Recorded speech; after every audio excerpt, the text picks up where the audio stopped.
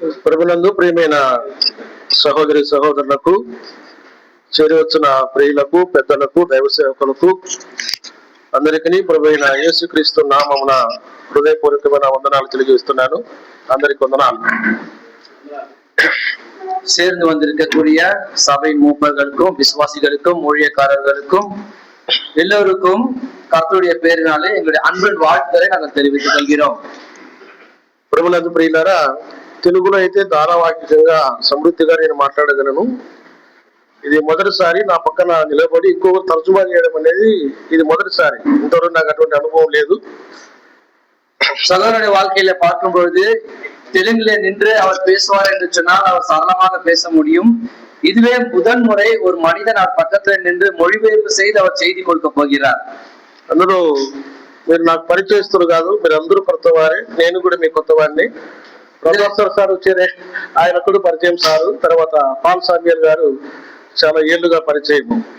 இதுல விசேஷித்த காரியத்தை கவனித்தீர்கள், நீங்கள் எல்லோரும் எனக்கு புதியவர்கள், நானும் உங்களுக்கு புதியவனா இருக்கிறேன். இங்க இருக்கக்கூடிய பால் சாமியல் அவர்களும் இந்த சகோதரன் மட்டும்தான் எனக்கு பல வருடங்களாக எனக்கு தெரியும். నా చిన్న పరిచయము, నా పేరు షాజహాన్, మాది కడప డిస్టిక్ పులివెందుల అంటే చాలా మంది తెలుసు. ఎలా తెలుసు అంటే మాజీ సీఎం జగన్ గారి ఊరు. మా తల్లిదండ్రుల పేరు మస్తాన్, మా అమ్మ పేరు మదార్బి, మా అన్నగారు ఇద్దరు దస్తగిరి, బీరా సాబు, బీబీ. ఇది మా కుటుంబ ప్రియులారా. ఇస్లాం మత ధర్మంలో నుండి ప్రభువైన యేసుక్రీస్తును సొంత రక్షకుడుగా అంగీకరించి ప్రభు కొరకు సాక్షిగా నిలబడి ఉన్నాను. பிரியமானவர்களே, என்னுடைய சிறிய அறிமுகம், நான் புலிவேந்தலா என்று சொல்லக்கூடிய ஒரு பகுதியிலிருந்து நான் வந்திருக்கிறேன். புலிவேந்தல் சொல்லும் பொழுது முன்னாள் முதல்வராக இருக்கக்கூடிய ஜெகன் அவர்களுடைய பிறந்த ஊராக இருக்கிறது. அந்த ஊரிலே ஒரு முஸ்லிம் குடும்பத்திலிருந்து பிறந்தவனாக இருக்கிறேன். என்னுடைய பெற்றோர்களும் அங்கிருந்து வந்தவர்கள். அங்கிருந்து நான் ஊழியத்திலே நான் பங்கு பெறக்கூடியவனா இருக்கிறேன் என்று சுருக்கமாக நான் சொல்கிறேன். కడప డిస్టిక్ లో దైవజనులు శ్యాంబాబు గారు మరికొంతమందిని కలిసి ప్రభు సేవలో సాగుతున్నాం. వారు మమ్మల్ని చాలా ప్రోత్సహిస్తూ ఉంటారు. இந்த கடப்பா டிஸ்ட்ரிக்ட் என்று சொல்லக்கூடிய இடத்துல சகோதரர் சாம்பாபு அவர்களோடு கூட சேர்ந்து ஊழியத்திலே அநேகமான காரியங்களே நானும் பங்கு பெற்றுக் கொண்டு வருகிறேன். ప్రభునందు ప్రియులారా, నేను ఈ వాక్య ధ్యానం కోసమై నేను ప్రార్థనాపూర్వకంగా మీ దగ్గరికి వచ్చాను. பிரியமானவர்களே, இந்த செய்திக்காக வரும்பொழுது ஜெபத்தோடு கூட உங்கள் மத்தியிலே நான் வந்திருக்கிறேன். నా చిన్నతనంలోనే తల్లిదండ్రులు చనిపోయారు. నా 13 వయసులో మా అమ్మ చనిపోయింది, మా నాన్న కూడా చనిపోయాడు. నేను 10 సంవత్సరాలు దేశ తిమ్మరిగా తిరిగాను. ఆ తిరగడంలో నేను ఎప్పుడో చిన్నప్పుడు 13 వయసులో ఉన్నప్పుడు బెంగళూరుకు వచ్చి, బెంగళూరులో మెజెస్టిక్ ఏరియాలో కపాల థియేటర్ ఎదురుగా ఉన్న స్వాగతాన్ని హోటల్లో చిన్నప్పుడు పనిచేసేవాడిని. கவனிப்பீர்கள் சொன்னால், எனக்கு 13 வயது இருக்கும் பொழுது என்னுடைய தாயும் தகப்பனாரும் இறந்து விட்டார்கள். நான் 13 வயது இருக்கக்கூடிய நாட்களிலே நான் பெங்களூருக்கு நான் வந்து மெஜஸ்டிக் இருக்கக்கூடிய பகுதியிலே ஒரு ஹோட்டலிலே நான் வேலை செய்தவனா நான் இருக்கிறேன். ఒక 3 మాసాలే ఉన్నాను. 3 మాసాల్లో కన్నడ నాకు చాలా నేర్చుకున్నాను. ఆ కన్నడ నాకు ఎవరు మాట్లాడేవారు లేరు. మా కడప డిస్ట్రిక్ట్ లో కానీ ఆ ప్రాంతంలో కన్నడ మాట్లాడు. 3 నెలల్లో కొంచెం కన్నడ నేర్చుకున్నాను. ఉదయకాలం జాన్ ప్రసాద్ అన్నతో మాట్లాడుతున్నప్పుడు ఆయన ఉన్నారు, కన్నడ బాగా మాట్లాడతావు కదయ్యా అని అడిగిపోయినాను. பிரியமானவர்களே, நான் இருந்தது 3 மாத காலம்தான். ஆனா அந்த 3 மாத காலத்திலே நான் கன்னடாவை நன்றாக நான் கற்றுக்கொண்டேன். நான் கடப்பாவிலே போகும்போது அங்கே இருக்கக்கூடிய ஜனங்கள் யாருக்கும் கன்னடா வராது. ஆனால் சகோதரர் ஜான் அவர்களோடு கூட நான் காலையில பேசிக் கொண்டிருக்கும் பொழுது கன்னடா நன்றாக பேசுகிறீர்களே என்று அவர் என்ன சொன்னார். నేను కన్నడ భాష మీద కొంచెం ఎందుకో చిన్నప్పటి నుంచి ఒక ప్రేమ ఉంది. నా దగ్గర కన్నడ బైబుల్ సంపాదించుకున్నాను. ఇంటి దగ్గర కన్నడ బైబుల్ చదువుతున్నాను. నేను 3 సంవత్సరాలు అయితే ప్రార్థన చేస్తున్నా, ప్రభువా కర్ణాటకలో వాదం పోపి సహోదరులతో కొంచెం పరిచయం పెంచుకొని కన్నడ వాళ్ళతో కొంచెం పరిచయం ఏర్పడడానికి నాకు అవకాశమే ప్రభు అని నేను 3 సంవత్సరాలుగా ప్రార్థన చేస్తూ వచ్చాను. அது என்னவோ எனக்கு தெரியாது, கன்னடா மொழி மேல் எனக்கு ஒரு விதமான ஒரு அன்பு இருக்கிறது. ஏறக்குறைய 3 வருட காலமாக நான் தேவனுடைய சமூகத்திலே கன்னடா ஜனங்களோடு கூட அவர்கள் கூட பிரார்த்தத்திலே எனக்கு அவர்களோடு கூட ஐக்கியப்பட வேண்டுமே, தேவனே எனக்கு ஒரு உதவி செய்யும் என்று சொல்லி 3 வருட காலமாக கன்னட ஜனங்கள் மத்தியிலே நான் ஊழியம் செய்ய வேண்டும் என்று நான் ஜெபித்துக் கொண்டிருக்கிறேன். ఈ ప్రార్థన ఫలితముగా గత నెలలో పాల్ సామ్యల్ గారు, అలాగనే మరి బ్రదర్ శేఖర్ అన్న గారు ఫోన్ చేసి మాట్లాడి మా దగ్గరికి వాక్య పరిచర్యకు రావాలి బ్రదర్ అన్నప్పుడు నేను చాలా సంతోషించాను, ప్రభువును స్తుతించాను. ఎందుకంటే నా ప్రార్థన ప్రభు ఇన్నాడు, నాకు అవకాశం ఇచ్చారని ప్రభుని ఎంతో స్తుతించి నేను మనస్ఫూర్తిగా భారంతో మీ దగ్గరికి రావడం జరిగింది ప్రియులారా. அந்த ஜெபத்தினுடைய பலனை நான் பார்க்கும் பொழுது கடந்த வாரங்களிலே சகோதரர் பால்சேம் அவர்களும் சகோதரர் சேகர் அவர்களும் தொலைபேசியில் அழைத்து விதமாக ஊழியத்திற்காக எங்களுடைய சபைக்கு வர வேண்டும் என்று சொன்ன பொழுது நான் முதலில் கர்த்தரை துதித்தேன். ஏனென்றால் நான் 3 வருட காலமாக செய்த ஜெபத்தினுடைய பலனாக கர்த்தர் இன்ற நாளிலே உங்கள் மத்தியில் நிற்கும்படியாக செய்திருக்கிறார். మరి ఈ సభలకు వచ్చేటప్పుడు శేఖర్ గారు ఫోన్ చేసి అయ్యా మీరు ఏ అంశం మీద మాట్లాడతారు అని అడిగారు. అడిగినప్పుడు నేను నా మనసులో ఒక భారం ఉంది ప్రియులారా. ప్రభువుని వెంబడించే మనం నిండు మనసుతో ప్రభువుని వెంబడించాలి అని ప్రభు నాకు బయలుపరిచిన సంగతులను మీతో పంచుకోవడానికి నిండు మనసు అనే పదం మీద మాట్లాడతాను అని చెప్పాను. பிரியமானவர்களே, சகோதரர் சேகர் அவர்கள் எனக்கு தொலைபேசி அழைத்த பொழுது ஐயா நீங்கள் எந்த தலைப்பிலே நீங்கள் பேச போகிறீர்கள் என்று கேட்ட பொழுது பிரியமானவர்களே, என்னுடைய இருதயத்திலிருந்து ஒரு வார்த்தை என்னவென்றால் கர்த்தரை முழு மனதோடு பின்பற்ற வேண்டும் என்ற தலைப்பு என் மனதில் இருந்ததினாலே கர்த்தரை முழு மனதோடு பின்பற்ற வேண்டும் என்ற தலைப்பிலே நான் பேச வேண்டும் என்று நான் சொன்னேன். దానికి అనుగుణంగా నేను ధ్యానం చేయాల్సిన గ్రంథం చూడండి, యెహోషువ గ్రంథం 14వ అధ్యాయం. பிரியமானவர்களே, யோசுவாவின் புஸ்தகம் 14ஆம் அதிகாரம் వచన భాగాలు చూడండి, 8, 9, 13 చదవండి. 8, 9, 13 தமிழில் எடுத்தவர்கள் படியுங்கள். யோசுவாவின் புஸ்தகம் 14ஆம் அதிகாரம் 8, 9, 13. ஆனால் என்னோட கூட வந்த என் சகோதரர் ஜனத்தின் இருதயத்தை களைய பண்ணினார்கள்.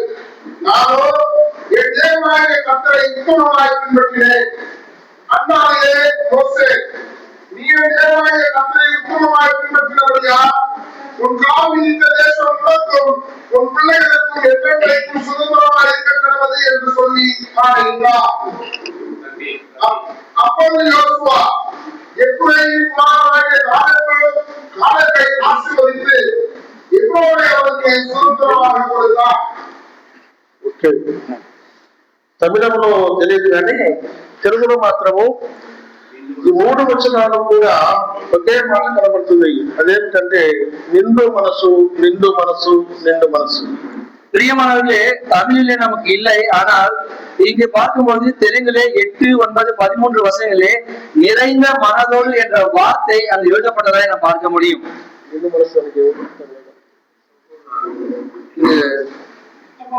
ఉత్తమమైన మనస్సు என்றார். ఉత్తమమైన మనసు, ఉత్తమమైన మనసు, నిండు మనసు, పూర్ణ మనసు, పరిశుద్ధమైన మనసు, లేక సాత్వికమైన మనసు, దీన మనసు, ఇలాంటి మాటలు పరిశుద్ధ గ్రంథంలో చాలా కనబడతాయి. பிரியமானவர்களே, இந்த மனதை குறித்து பார்க்கும்பொழுது உத்தமமான மனது, உண்மையான மனது, அன்பான மனது, அப்படிப்பட்ட மனதை குறித்தான வார்த்தைகள் அநேக நாம் வேதாகமத்திலே பார்க்க முடியும். తెలుగు బైబిల్లో నిండు మనసు అనే పదము ఈ గ్రంథంలో కనబడుతుంది, ఈ అధ్యాయంలో కనబడుతుంది, మరెక్కడ కనబడుతుంది. பிரியமானவர்களே, நிறைந்த மனது என்ற வார்த்தை இந்த அதிகாரத்திலே மட்டும்தான் வேதாகமத்திலே தென்படுகிறது. వేరే స్థలాల్లో పూర్ణ మనసు అనే మాట కనబడుతుంది కానీ నిండు మనసు అనే పదము తెలుగు బైబిల్లో మరి ఎక్కడ కనబడదు. தெலுங்கு பைபிளிலே பரிபூர்ண மனது என்று இருதயம் என்று சொல்லப்பட்டிருக்கிறது, ஆனால் நிறைவான மனது இருதயம் என்று சொல்லி இந்த பகுதியில் மட்டும்தான் எழுதப்பட்டிருக்கிறது. ఇది కూడా ఒక వ్యక్తిని గురించి దేవుడు వ్రాయించిన గ్రంథం. ఒక వ్యక్తిని గురించి మాత్రమే ఈ మాటలు పలకబడుతున్నాయి. అతని పేరు కాలేబు. பிரியமானவர்களே, இந்த புஸ்தகத்தை பார்க்கும் பொழுது ஒரு மனிதனுக்காக எழுதப்பட்ட ஒரு புஸ்தகமாக காணப்படுகிறது. அது காலேபுக்காக எழுதப்பட்ட ஒரு பகுதி என்று நாம் பார்க்கிறோம். కాలేబుని గురించి పరిశుద్ధ గ్రంథంలో విస్తారమైన అధ్యాయాలు లేవు. యాకోబు గురించి, అబ్రహాం గురించి, దావీదు గురించి, ఇసాకు గురించి, పౌలు గురించి, భక్తుల గురించి ఎన్నో అధ్యాయాలు కనబడతాయి కానీ కాలేబుని గురించి మాత్రం పెద్ద అధ్యాయాలు ఎక్కువగా కనబడవు. பிரியமாக கவனிப்பீர்கள், இந்த காலேபை குறித்து சுருக்கமான அதிகாரங்கள் தான் இருக்கிறது. ஆனால் ஆபிரகாமை போல, தாவீதை போல, மோசேவை போல, ஈசாக்கை போல அதிகமான வேத வசனங்கள் எங்கும் தென்படுகிறதில்லை. కాలేబుని గురించి సంఖ్యాకాండంలో ఇక్కడ కొన్ని మాటలు మాత్రమే కనబడతాయి కానీ కాలేబు యొక్క భక్తి జీవితం అంతా కూడా పరిశుద్ధాత్ముడు ఒకే మాటలో చెప్పాడు. అదేంటంటే కాలేబు నిండు మనసు కలిగి ప్రభువును వెంబడించువాడు. பிரியமானவர்களே, இந்த காலேபை குறித்து எண்ணாகம புஸ்தகத்தில் சில வார்த்தைகள் சொல்லப்பட்டிருக்கிறது. ஆனால் இந்த அதிகாரத்திலே ஒரே வார்த்தையிலே காலேபை குறித்து முழுமையாக கர்த்தர் சொன்ன வார்த்தை என்னவென்றால் முழு இருதயத்தோடு பின்பற்றக்கூடிய ஒரு மனிதன் என்று சொல்லி இருக்கிறார். ఈ నిండు మనసు అనే పదాన్ని పరిశుద్ధాత్ముడు ఉపయోగిస్తూ ఇందులో 3 వ్యత్యాసమైన భావాలు ఉన్నాయి. వాటి తర్వాత కూడా మనసక్రమంలో ధ్యానం చేస్తాం. இந்த நிறைந்த மனது என்று சொல்லும்போது அதுல 3 அர்த்தங்கள் வருகிறது. அதுதான் இப்ப வரக்கூடிய செய்திகளிலே நாம் கேட்க போகிறோம் பிரியமானவர்களே. యెహోషువ 14వ అధ్యాయంలో చరిత్ర పుస్తకంలో మనం ధ్యానిస్తూ ఉన్నప్పుడు ఇజ్రాయేలు ప్రజలైన వారందరూ కూడా ఐగుప్తు నుంచి బయటకు వచ్చినప్పుడు 20 ఏళ్ల అభిప్రాయం కలిగిన వారిలో మిగిలిన వారు ఇద్దరే కదా. వాళ్ళిద్దరి పేరు యెహోషువ, కాలేబు మాత్రమే. பிரியமானவர்களே, இந்த வரலாற்றின் புஸ்தகமா இருக்கிற இந்த யோசுவாவின் புஸ்தகத்தை நான் பார்க்கும்போது இஸ்ரவேல் ஜனங்கள் அடிமையிலிருந்து வெளியே வந்ததுக்கு அப்புறமா 20 ஆண்டு கழித்து 2 பேர் மட்டும்தான் இருக்கிறார்கள். அது ஒன்று காலேபும் இன்னொன்று யோசுவா என்று நாம் பார்க்கிறோம். యెహోషువ నాయకుడుగా ఉన్నాడు. మోషే చనిపోయాడు. మోషే తర్వాత యెహోషువ నాయకుడుగా ఉన్నాడు. యోర్దాను దాటి అవతల వాగ్దాన భూమిలో ప్రవేశించిన తర్వాత నాయకుడైన యెహోషువ భూమిని పంచుతూ ఉన్నాడు. స్వాస్థ్యాలుగా చీటీలు వేసి పంచుతూ ఉన్నాడు. அங்கு மோசேவுக்கு அடுத்ததாக தலைமைத்துவத்தை தாங்கக்கூடிய யோசுவா அவர்கள் அங்கு ஜனங்களை வழிநடத்தி கொண்டு வந்து அங்கு இருக்கக்கூடிய ஜனங்களுக்கு சீட்டு போட்டு அங்கு இருக்கக்கூடிய இடங்களை பகிர்ந்து கொடுக்கக்கூடிய காரியத்தை நாம் பார்க்க முடியும்.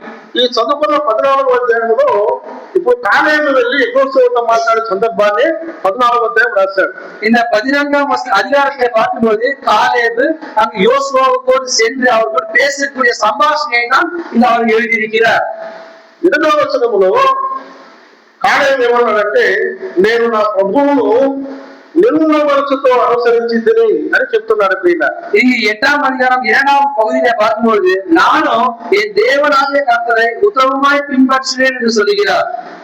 ఈ నిన్న మనసులో ఎంతకాలం వెంబడించాడు, ఎంతకాలం ప్రభువును సేవించాడు, ఎంతకాలం వెలికి రాకుండా ప్రభువును వెంబడించాడు అనే సంగతి మనం చూస్తే இங்கு எத்தனை ஆண்டு காலம் தேவனை அவர் உத்தமமாக முழு இதயத்தோடு பின்பற்றினார் என்று பார்த்தால் చూడండి. ఇప్పుడు ఈనాడు ఒక మాట చదువుతుంటారండి. ఇదే అధ్యాయంలోనే ఇదే అధ్యాయంలో చూడండి వచనము 7 చూడండి. 7వ వచనము 7ஆம் வசனத்தை கவனிங்கள் பிரியமானவர்களே. దేశమును వేపుచూచుటకు యెహోవా సేవకుడైన మోషే కాదేశు బర్నేలో నుండి నన్ను పంపినప్పుడు నేను 40 ఏళ్ల వాడను. பிரியமானவர்களே, அவர் சொல்லும்போது 40 வயதாயிற்று என்று சொல்லி 4ஆம் வருகையை நாம் பார்க்கிறோம். 10వ వచనం చూడండి. ఆఖరి మాట చూడండి. 10వ వచనములో ఆయన నన్ను సజీవులుగా కాపాడి ఉన్నాడు.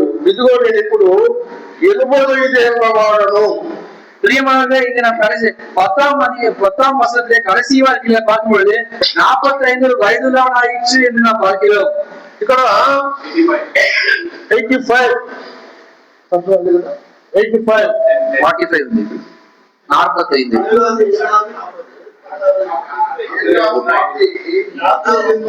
45 வருஷம் 45 ఏళ్ల వాడు ఇప్పుడు 85 వయదుள்ளవన్. కాలేబు సాక్ష్యం మాట్లాడుతున్నాడు. కాదేశు బర్నేలో నుండి మోషే పంపినప్పుడు నాకు 40 ఏళ్ల ఈడు కనబడదు. ఇప్పుడు నాకు 85 సంవత్సరాలు వచ్చింది. ఈ 85 సంవత్సరాలలో ఈ 45 ఏళ్ల ప్రయాణములు నేను ప్రభువును నిన్ను మనసుతోనే వెంబడిస్తున్నాను. இங்கு 7ஆம் அதிகாரத்திலே நான் பார்க்கும்போது 40 வயது ஆயிடுச்சு என்று சொல்கிறார். ஆனால் அடுத்தபடியாக அவரை நான் பின்பற்றி வரக்கூடிய 40 ஆண்டு காலத்தை சேர்த்து எனக்கு மொத்தத்திலே 85 வயதுள்ளவனாக நான் இருக்கிறேன். இந்த 85 வயதுள்ளவனாக இருக்கும்போது முழு இருதயத்தோடு உத்தமமாக நான் கர்த்தரை பின்பற்றினேன் என்று அவர் சொல்லுகிறார். అంటే 40 ఏళ్లలో అంటే అంతకుముందే ప్రభువులను పూర్తిగా విశ్వసించాడు. ఐగుప్తు నుంచి బయటకు వచ్చేటప్పుడే அவர் చెప్పే పని ఏంటంటే, அவர் எகிப்திலிருந்து வெளியே வந்த போதே முழுமையாகவே கர்த்தரை அவர் பின்பற்றிருக்கிறார். ஆனால் அவர் சொல்ல வரக்கூடிய வார்த்தை என்னவென்றால், నేను ప్రభువును వెంబడించినప్పుడు ఒక బాధ్యతగా నా పనికి మోషే పంపినప్పుడు నాకు 40 ఏళ్ళు అన్నాడు. நான் கர்த்தரை பின்பற்றும் பொழுது ஒரு பொறுப்புள்ள காரியத்திற்காக மோசேயை அனுப்பும்போது எனக்கு 40 வயது என்று சொல்லுகிறார். ఇప్పుడు నాకు 85 సంవత్సరాలు వచ్చింది. இப்போது எனக்கு 85 వయது வந்து విட்டது. అంటే அப்படின்றால் 45 సంవత్సరాల విశ్వాస ప్రయాణములో నిన్ను మనసుతోనే నేను ప్రభువును వెంబడిస్తున్నాను. 45 கால விசுவாச வாழ்க்கையிலே நான் கர்த்தரை முழு இதயத்தோடு பின்பற்றினேன் என்று அவர் சொல்கிறார். ప్రియులారా, ఈ 45వ సంవత్సరము అరణ్య ప్రయాణం. ఆకలితో ఉన్న వారు శరీరాలు గుడిగారు మోషే మీద తిరగబడ్డారు, దేవుడి మీద తిరగబడ్డారు. తిరగబడిన వారి మధ్యలో కాలేబున్నాడు. ఆకలి ఉన్న వారి మధ్యలో కాలేబున్నాడు. దాహము ఉన్న వారి మధ్యలో కాలేబున్నాడు. కాలేబు ఏ రోజు కూడా శరీర వాడు కాదు. பிரியமானவர்களே, இந்த 45 வருட காலத்தை பார்க்கும்போது வனாந்தரத்துல பிரயாணித்தவர்களாக இருக்கிறார்கள். அங்கே இருக்கக்கூடிய ஜனங்கள் தேவன் மேலும் மோசேயின் மேலும் அவர்கள் முறுமுறுத்தவர்களாகவும் கோபப்பட்டவர்களாக இருக்கிறார்கள். அங்கே பசியோடும் பட்டினியோடும் இருக்கக்கூடிய அந்த ஜனங்கள் மத்தியிலே காலேபும் அங்கு இருக்கிறார். ஆனால் ஒருபோதும் தேவன் மேல் முறுமுறுத்தவராக காணப்படவில்லை. 45 సంవత్సరాల విశ్వాసంలో ఏ రోజు కూడా మనసులో వెలితి రాకుండా పూర్ణముగా ప్రభువును వెంబడిస్తున్నాడు కాలేబు.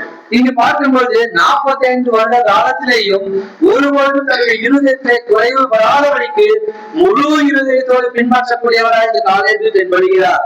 ఒక ప్రశ్న వేస్తా, మనలో మన సమూహంలో మేము ప్రభువును నమ్ముకున్న 45 సంవత్సరాలు అయింది అన్నవాడు ఎవరైనా ఉన్నారా? இந்த கூட்டத்திலே நான் தேவனை விசுவாசித்து 45 காலம் ஆண்டு சொல்லக்கூடியவர் இருக்கிறீர்களா? పాల్సంగారు గారు మరొక బ్రదర్ 45 ఏళ్ళు నమ్ముకొని 45 ఏళ్ళు సార్, 45 సంవత్సరాల విశ్వాసంలో 45 ఏళ్ళు. మనలో ప్రభువును నమ్మిన వారు 45 ఏళ్ళ వారు కొద్దిమంది మాత్రమే ఉన్నారు. ஏற்கனவே ஒரு 4 பேர் தான் இங்கு கர்த்தரை இயேசு கிறிஸ்துவை சொந்த ரட்சகராக ஏற்றுக்கொண்டவர்கள். 45 வருட காலம் விசுவாசத்தில் சென்றவர்கள் 4 பேர் இருக்கிறார்கள்.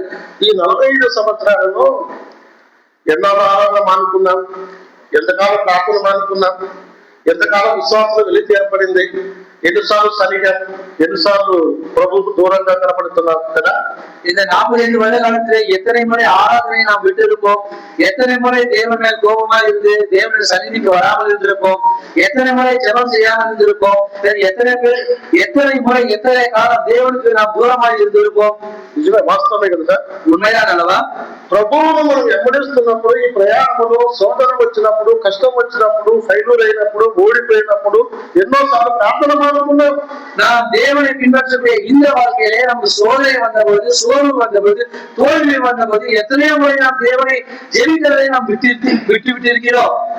ఇది మన పైకి అంటాం కానీ గుండె మీద చేసుకొని మనస్ఫూర్తిగా నిజమే కదా, నేను ఎన్నోసార్లు బలహీనపడ్డాను, ఎన్నోసార్లు ప్రార్థన లేదు, ఎన్నోసార్లు ఆరాధన లేదు అని చెప్తాం కదా. நாம் வெளியே சொல்ல முடியும், ஆனால் எத்தனை பேர் உங்கள் இருதயத்தின் மேல் கையை வைத்து ஆம் சகோதரியே உண்மைதான், நான் எத்தனை முறை தேவனுடைய சமூகத்தை தேவனுடைய ஜெபத்தை நான் விட்டிருக்கிறேன் என்று சொல்வீர்களா? అది కాలేమైతే అలా ఏం చెప్పడం లేదు. ఈ 45 సంవత్సరాలు నేను నిండు మనసుతో ప్రభువును వెంబడిస్తున్నాను. ஆனால் காலேபு அப்படி சொல்லுகிறது, இந்த 45 வருட காலமும் நான் முழு இருதயத்தோடு அவரை நான் பின்பற்றினேன் என்று சொல்லுகிறார். భక్తి ప్రారంభించడం సులభం కదా, ప్రారంభించడం సులభం కానీ దాన్ని తీసుకొని వెళ్ళి ముగించడంలోనే శ్రేష్టత ఉంది. பிரியமானவர்களே, தேவ பக்தியை ஆரம்பிப்பது சுலபம் தான், அதை எடுத்துக்கொண்டு போய் முடிப்பதில் தான் விசேஷமும் கஷ்டமும் இருக்கிறது. మన భక్తి ఎలా ఉంటుందంటే అన్ని బాగున్నాయి, కొన్ని ఉద్యోగాలు బాగున్నాయి, జీతాలు బాగున్నాయి, ఆరోగ్యాలు బాగున్నాయి, పిల్లల చదువులు బాగున్నాయి, వివాహాలు బాగా జరిగినాయి, మనవలు అంతా బాగున్నారు. ఏం భక్తో అయితుంటే కదా. நம்முடைய பக்தி எப்படியா இருக்கும் என்றால், நல்ல நிலைமையில் இருப்போம், நல்ல வேலையில் இருப்போம், நல்ல பிள்ளைகள் கொடுத்திருப்பார், அவர்களுக்கு திருமணமாய் அவர்களுக்கு பேரன் பேத்திகளை நாம் பார்த்திருப்போம். நாம் அப்பேற்பட்ட ஒரு நல்ல வாக்கியம் இருக்கும்போது ஒரு நல்ல பக்தியை ஏற்படுகிறோம் அல்லவா? కానీ ఏదైనా కొరత ఏర్పడితే అప్పుడు మన భక్తి అర్థమవుతుంది కదా. ஆனால் நம்முடைய வாழ்க்கையில ஏதாவது குறைவு ஏற்படும் என்றால் அப்பொழுது நம்முடைய பக்தி வெளிப்படுகிறது அல்லவா? కాలేబు సుదీర్ఘమైన కాలాన్ని ప్రస్తావిస్తూ 45 సంవత్సరాలు నేను నిన్ను మనసుతోనే వెంబడించాను, ఆకలి ఉంటాను, దాహం కొన్నాను, బాధపడ్డాను, కానీ ఆ మనసులో వెలిచి రాలేను ఉన్నాడు. ஆனால் இங்கு காலேபு பார்க்கும்போது ஒரு நீடிய காலமாக 45 வருட காலம் அவர் இருந்தபொழுது, பசியிலேயும் பட்டியலிலேயும் தாகத்திலேயும் கஷ்டத்திலும் இருந்தபொழுதும் அவர் ஒருவரும் கர்த்தரை முழு மனதாய் விட்டுவிடாதவராய் இருந்தார் என்று நாம் பார்க்கிறோம். నేను దైవ గ్రంథమును నేను వ్యక్తిగతంగా ధ్యానించినప్పుడు ప్రారంభించిన వారు చాలా మంది ఉన్నారు, కానీ ముగించిన వారు కొద్దిమంది మాత్రమే కనబడుతున్నారు బైబిల్లో. வேதாகமத்திலே நான் தியானிக்கும் பொழுது விசுவாசத்திலே பக்தியோடு ஆரம்பித்தவர்கள் அநேகர் இருக்கிறார்கள், ஆனால் முடித்தவர்கள் சில பேர் மட்டும்தான் இருக்கிறார்கள். వీటి విషయంలో నేను చాలా చెప్పగలుగుతాను, చాలా మంది గురించి బైబిల్లో రాయబడి ఉన్నాయి, அநேகரை குறித்து வேதாகமத்தில் எழுதப்பட்டிருக்கிறது பிரியமானவர்களே. కానీ ఒక వ్యక్తిని గురించి నేను సందర్భంలో జ్ఞాపకం చేస్తూ చూడండి. ஆனால் ஒரு மனிதனை மட்டும் நான் இந்த மத்தியான வேலையில பார்க்கலாம் என்று நினைக்கிறேன். பாருங்கள், మీకు ఒక వ్యక్తిని అంటే ఆ వ్యక్తిని తొలగిపోయకుండా ప్రసంగాన్ని ముగించడం అంటే భక్తిని ప్రారంభించి కడవరకున్న వాడు బైబిల్లో చాలా మంది ఉన్నారు. వారిలో ఒక వ్యక్తి పేరు చూపిస్తా చూడండి. பக்தியை ஆரம்பித்து விசுவாசத்தை ஆரம்பித்து கடைசி வரைக்கும் சென்றவர்கள் அநேகர் இருக்கிறார்கள். ஆனால் இப்போது ஒருவரை பார்ப்போம். பாருங்கள், చూడండి, ఆది కాండంలో ఆది ఆగమ పుస్తకం 47వ అధ్యాయం 47ஆம் அதிகாரம் 31వ వచనం చూడండి. 31ஆம் வசனத்தை பாருங்கள். చదువునా? அப்பொழுது அவன் எனக்கு ஆணையிட்டு கொடு என்றான். அவனுக்கு ஆணையிட்டு கொடுத்தான். அப்பொழுது இஸ்ரவேல் கட்டளையின் தலைமாட்டிலே சாய்ந்து கொண்டான். చూడండి ఇప్పుడు నేను చదువుతున్నాను, సభలో చదువుతాను లేండమ్మా. 31వ వచనం, అందుకతడు నేను నీ మాట చొప్పున చేసేను అనెను, మరియు అతడు నాతో ప్రమాణం చేయమన్నప్పుడు యెహోవా అతనితో ప్రమాణం చేసెను. అప్పుడు ఇశ్రాయేలు తన మంచము తలాట మీద వంగి దేవునికి నమస్కారము చేసెను. తెలుగు బైబిల్లో వృద్ధుడైన యాకోబు తన జీవితంలో ముగింపులో మంచం మీద దేవునికి నమస్కారం చేస్తున్నాడు. பிரியமானவர்களே, இங்கு பார்க்கும்போது முதிர் வயதில் இருக்கக்கூடிய யாக்கோபு தன்னுடைய படுக்கையின் மேல் இருந்து தேவனை தொழுது கொள்கிறதை நாம் பார்க்க முடியும். ఎప్పుడు నమస్కారం చేస్తున్నాడు? எப்பொழுது தொழுது கொள்கிறார்? శరీరంలో బలం లేదు, శరీరத்திலே బలం இல்லை, సత్తువ లేదు, ఆరోగ్యం లేదు, అన్ని బలహీనపడ్డాయి. அவருடைய మంచంలో ఉన్నాడు. அவருடைய சரீரத்திலே பலன் இல்லை, வலுவில்லாத நிலைமையிலே கட்டிலே இருக்கும் பொழுது ఆ వృద్ధాప్యములో మంచము తలాట మీద వంగి దేవునికి నమస్కారం చేస్తున్నాడు. அந்த முதிர் వయதிலே கட்டிலின் தலைமாட்டிலே சாய்ந்து தேவனை தொழுது கொள்கிறதை நாம் பார்க்க முடியும். అంటే ఏ వయసులో ఎప్పుడున్నాడు ఆ పరిస్థితి అంటే ఇదే వచనాన్ని క్రొత్త నిబంధనలో అపోస్తలుడైన పౌలు హెబ్రీయులకు రాసిన పత్రిక చూడండి, ఇదే వచనాన్ని అక్కడ రాశారు చూడండి. హెబ్రీయులకు రాసిన పత్రిక 11వ అధ్యాయం. பிரியமானவர்களே, இங்க நான் பார்க்கும்போது இதே வசனத்தை பவுலடியார்கள் புதிய ஏற்பாடு காலத்தின் புத்தகத்திலே எபிரேயர் நிருபம் 11ஆம் அதிகாரத்தில் 20 వచనం చూడండి. 20 వచనములో 20வது వசனத்தை పారుங்கள். విశ్వాసమును బట్టి ఇస్సాకు జరుగుబో సంగతుల విషయమై యాకోబు ఏశావును ఆశీర్వదించెను. 21 కూడా విశ్వాసమును బట్టి యాకోబు అవసర కాలమందు యోసేపు కుమారులలో ఒక్కొక్కరిని ఆశీర్వదించి తన చేతి కర్ర మొదలు మీద ఆనుకొని దేవునికి నమస్కారం చేసిన. ఎప్పుడు అంటే ఇక్కడ మాట్లాడాడు, యాకోబు అవసాన కాలములో వృద్ధాప్యంలో ఉన్నప్పుడు, మంచం మీద ఉన్నప్పుడు, అవసాన కాలమందు అని ఒకటి కింద పుట్టోట్ ఏమించాడంటే మరణ కాలమందు. பிரியமானவர்களே, இங்க பார்த்தீங்கன்னு சொன்னால் தன்னுடைய மரண பரியந்தம், மரண கொடுக்கையிலே இருக்கும் பொழுது என்று சொல்லி தெலுங்கு வேதாகம புத்தகத்திலே எழுதப்பட்டிருக்கிறது. మరణ కాలములు అంటే వృద్ధాప్యములో నిండు వయసులో 140 వయసులో మరణము దగ్గరగా వచ్చింది. ఇక రోజులే గంటలే, అంటే ఎక్కువ సంవత్సరాలు రోజుల కాలంలో ఉన్న యాకోబు, గంటల్లో ఉన్న యాకోబు మంచం మీద వండి దేవునికి నమస్కారం చేస్తున్నాడు. பிரியமானவர்களே, இங்க 21ஆம் வசனத்தின் முதல் வரியை பார்க்கிறோம் அல்லவா? மரண காலத்தில் என்று சொல்லும் பொழுது இன்னும் சில நாட்களும் சில நேரங்கள் மட்டும்தான் இருக்கிறது, வருடங்கள் கிடையாது. ஆனால் அப்பேற்பட்ட மரண காலத்தில் இருக்கக்கூடிய யாக்கோபு அந்த தேவனை தொழுது கொள்கிறதை நாம் பார்க்க முடியும். యాకోబు వృద్ధాప్యములో దేవుని మర్చిపోయిన వాడు కాదు. యాకోబు తన్నుடைய ముదిరి వయసు కాలத்திலே தேவனை మறந்து పోన మనిదన్ అల్ల. పురుషాలు ఏమనుకుంటామంటే వృద్ధాప్యంలో ఉన్నప్పుడు భక్తి ఎక్కువ చేయొచ్చు అనుకుంటాం, కానీ వృద్ధాప్యంలో భక్తి చేయడం అల్జీమర్స్ అంటే మరుపు వ్యాధి వస్తుంది. பிரியமானவர்களே, சிலர் நினைக்கிறார்கள் முதிர் வயது காலத்திலே அதிக பக்தியை தென்படுத்தலாம் என்று. ஆனால் அது உண்மையில்லை. முதிர் வயது காலத்திலே ஞாபக மருதியும் நமக்கு ஆரம்பித்து விடும். వయసు ఎక్కువైపోతే బైబిల్ మీద మనసు ఉండదు, ప్రార్థన మీద మనసు ఉండదు, మతి మరపు వస్తుంది కదా.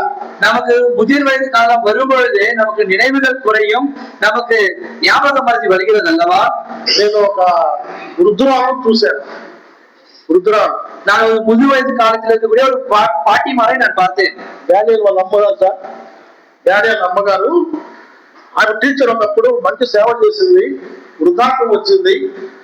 4 కొడుకులు ఉన్నారు, కూతుళ్ళు ఉన్నారు, మనవరాలు చాలా మంది ఉన్నారు. కానీ ఆ 85 ఏళ్ల వయసు వచ్చిన తర్వాత అందరినీ మర్చిపోయింది. பிரியமானவர்களே, சகோதரர் தானியேல் என்று சொல்லக்கூடியவருடைய தாயாரை குறித்து அவர் பேசுகிறார்கள். அவர்கள் வாலிப நாட்களிலே ஆசிரியராக பணிபுரிந்து 4 பிள்ளைகளும் குமாரர்களும் குமார்த்திகளும் பேரன் பேத்திகளை பார்த்த அவர்கள் 75 காலம் ஆன பொழுது அவர்கள் எல்லாவற்றையும் மறந்து போனவர்களாக தென்படுகிறார்கள். కుమారుడు వచ్చి ఎదురుగా నిలబడినా ఇప్పుడు నా కుమారుడు అనే జ్ఞానం కూడా ఆయనకు మతి మరపు వచ్చేసింది. அவர்களுக்கு கண் முன்னாடி அவருடைய குமாரர்கள் வந்து நின்ற பொழுதிலும் இவர்கள் என்னுடைய பிள்ளைகள் என்று அறிந்து கொள்ளத்தக்கதான ஞாபகம் அவர்களுக்கு வந்துவிட்டது. కానీ ఎవరైనా దగ్గరికి పోయి నిలబడుకుంటే అయ్యా నీకోసం ప్రార్థన చేయమంటావా అని యేసునామములో ప్రార్థన చేస్తుంది ప్రియుల. ஆனால் யாராவது ஒரு அருகாமையிலே போய் இருப்பார்கள் என்று சொன்னால் நாம் உனக்காக கர்த்தருடைய பேரில் ஜெபிக்கலாமா என்று கேட்பார்கள். ఆమె బంధువులను మర్చిపోయింది, కుమారులను మర్చిపోయింది, కుమార్తెలను మర్చిపోయింది, మనవలను మర్చిపోయింది, మనరాలను మర్చిపోయింది, కానీ యేసునామమును మాత్రమో మర్చిపోలేదు ప్రియుల. அவர்கள் உறவினர்களையும் குமாரரையும் குமார்த்திகளையும் பேரன் பேத்திகளையும் மறந்து விட்டார்கள். ஆனால் இயேசு கிறிஸ்துவின் நாமத்தை அவர்கள் மறந்து போகவில்லை. ఎంత మంచి డాక్టర్ కదా, எப்பேற்பட்ட ஒரு முதிர் வயது பார்த்தீர்களா? ఎంత మంచి మరణము కదా ఇది. எவ்வளவு நல்ல ஒரு மரணம் அல்லவா? ప్రియులారా, మనం యాకోబు కూడా తన వృద్ధాప్యములో మంచం మీద వెళ్ళి దేవునికి నమస్కారం చేసి ప్రాణాలు వదులుతున్నాడు.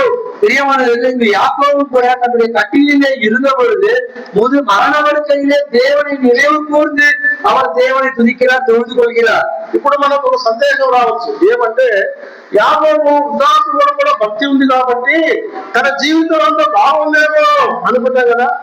பிரியமானவர்களே, ஒருவேளை முதிர் வயது காலத்திலே அவர் தேவனை தொழுது கொள்கிறார் அல்லவா? அப்படி அவருடைய வாலிப நாட்களிலே நல்ல நிலைமையில இருந்திருக்கலாமோ என்ற கேள்வி நமக்கு வரும். దైవ గ్రంథములో మనం ధ్యానించినప్పుడు యాకోబు జీవితం అంతా కూడా మనము ఆది కాలంలో పరిశీలిస్తే అక్కడ ఎన్ని శ్రమలు ఉండవలసి ప్రియుల. பிரியமானவர்களே, யாக்கோபுடைய வாழ்க்கையை குறித்து நாம் தியானிப்போம் என்று சொன்னால் ஆதியாகம புத்தகத்திலே பார்க்கும்போது அநேகமான கஷ்டங்களோடு கூட பிரயாணித்த அவருடைய வாழ்க்கையை இங்கு பார்க்கிறோம். కొన్ని వచ్చిన భాగాలు మీకు చూపిస్తా చూడండి.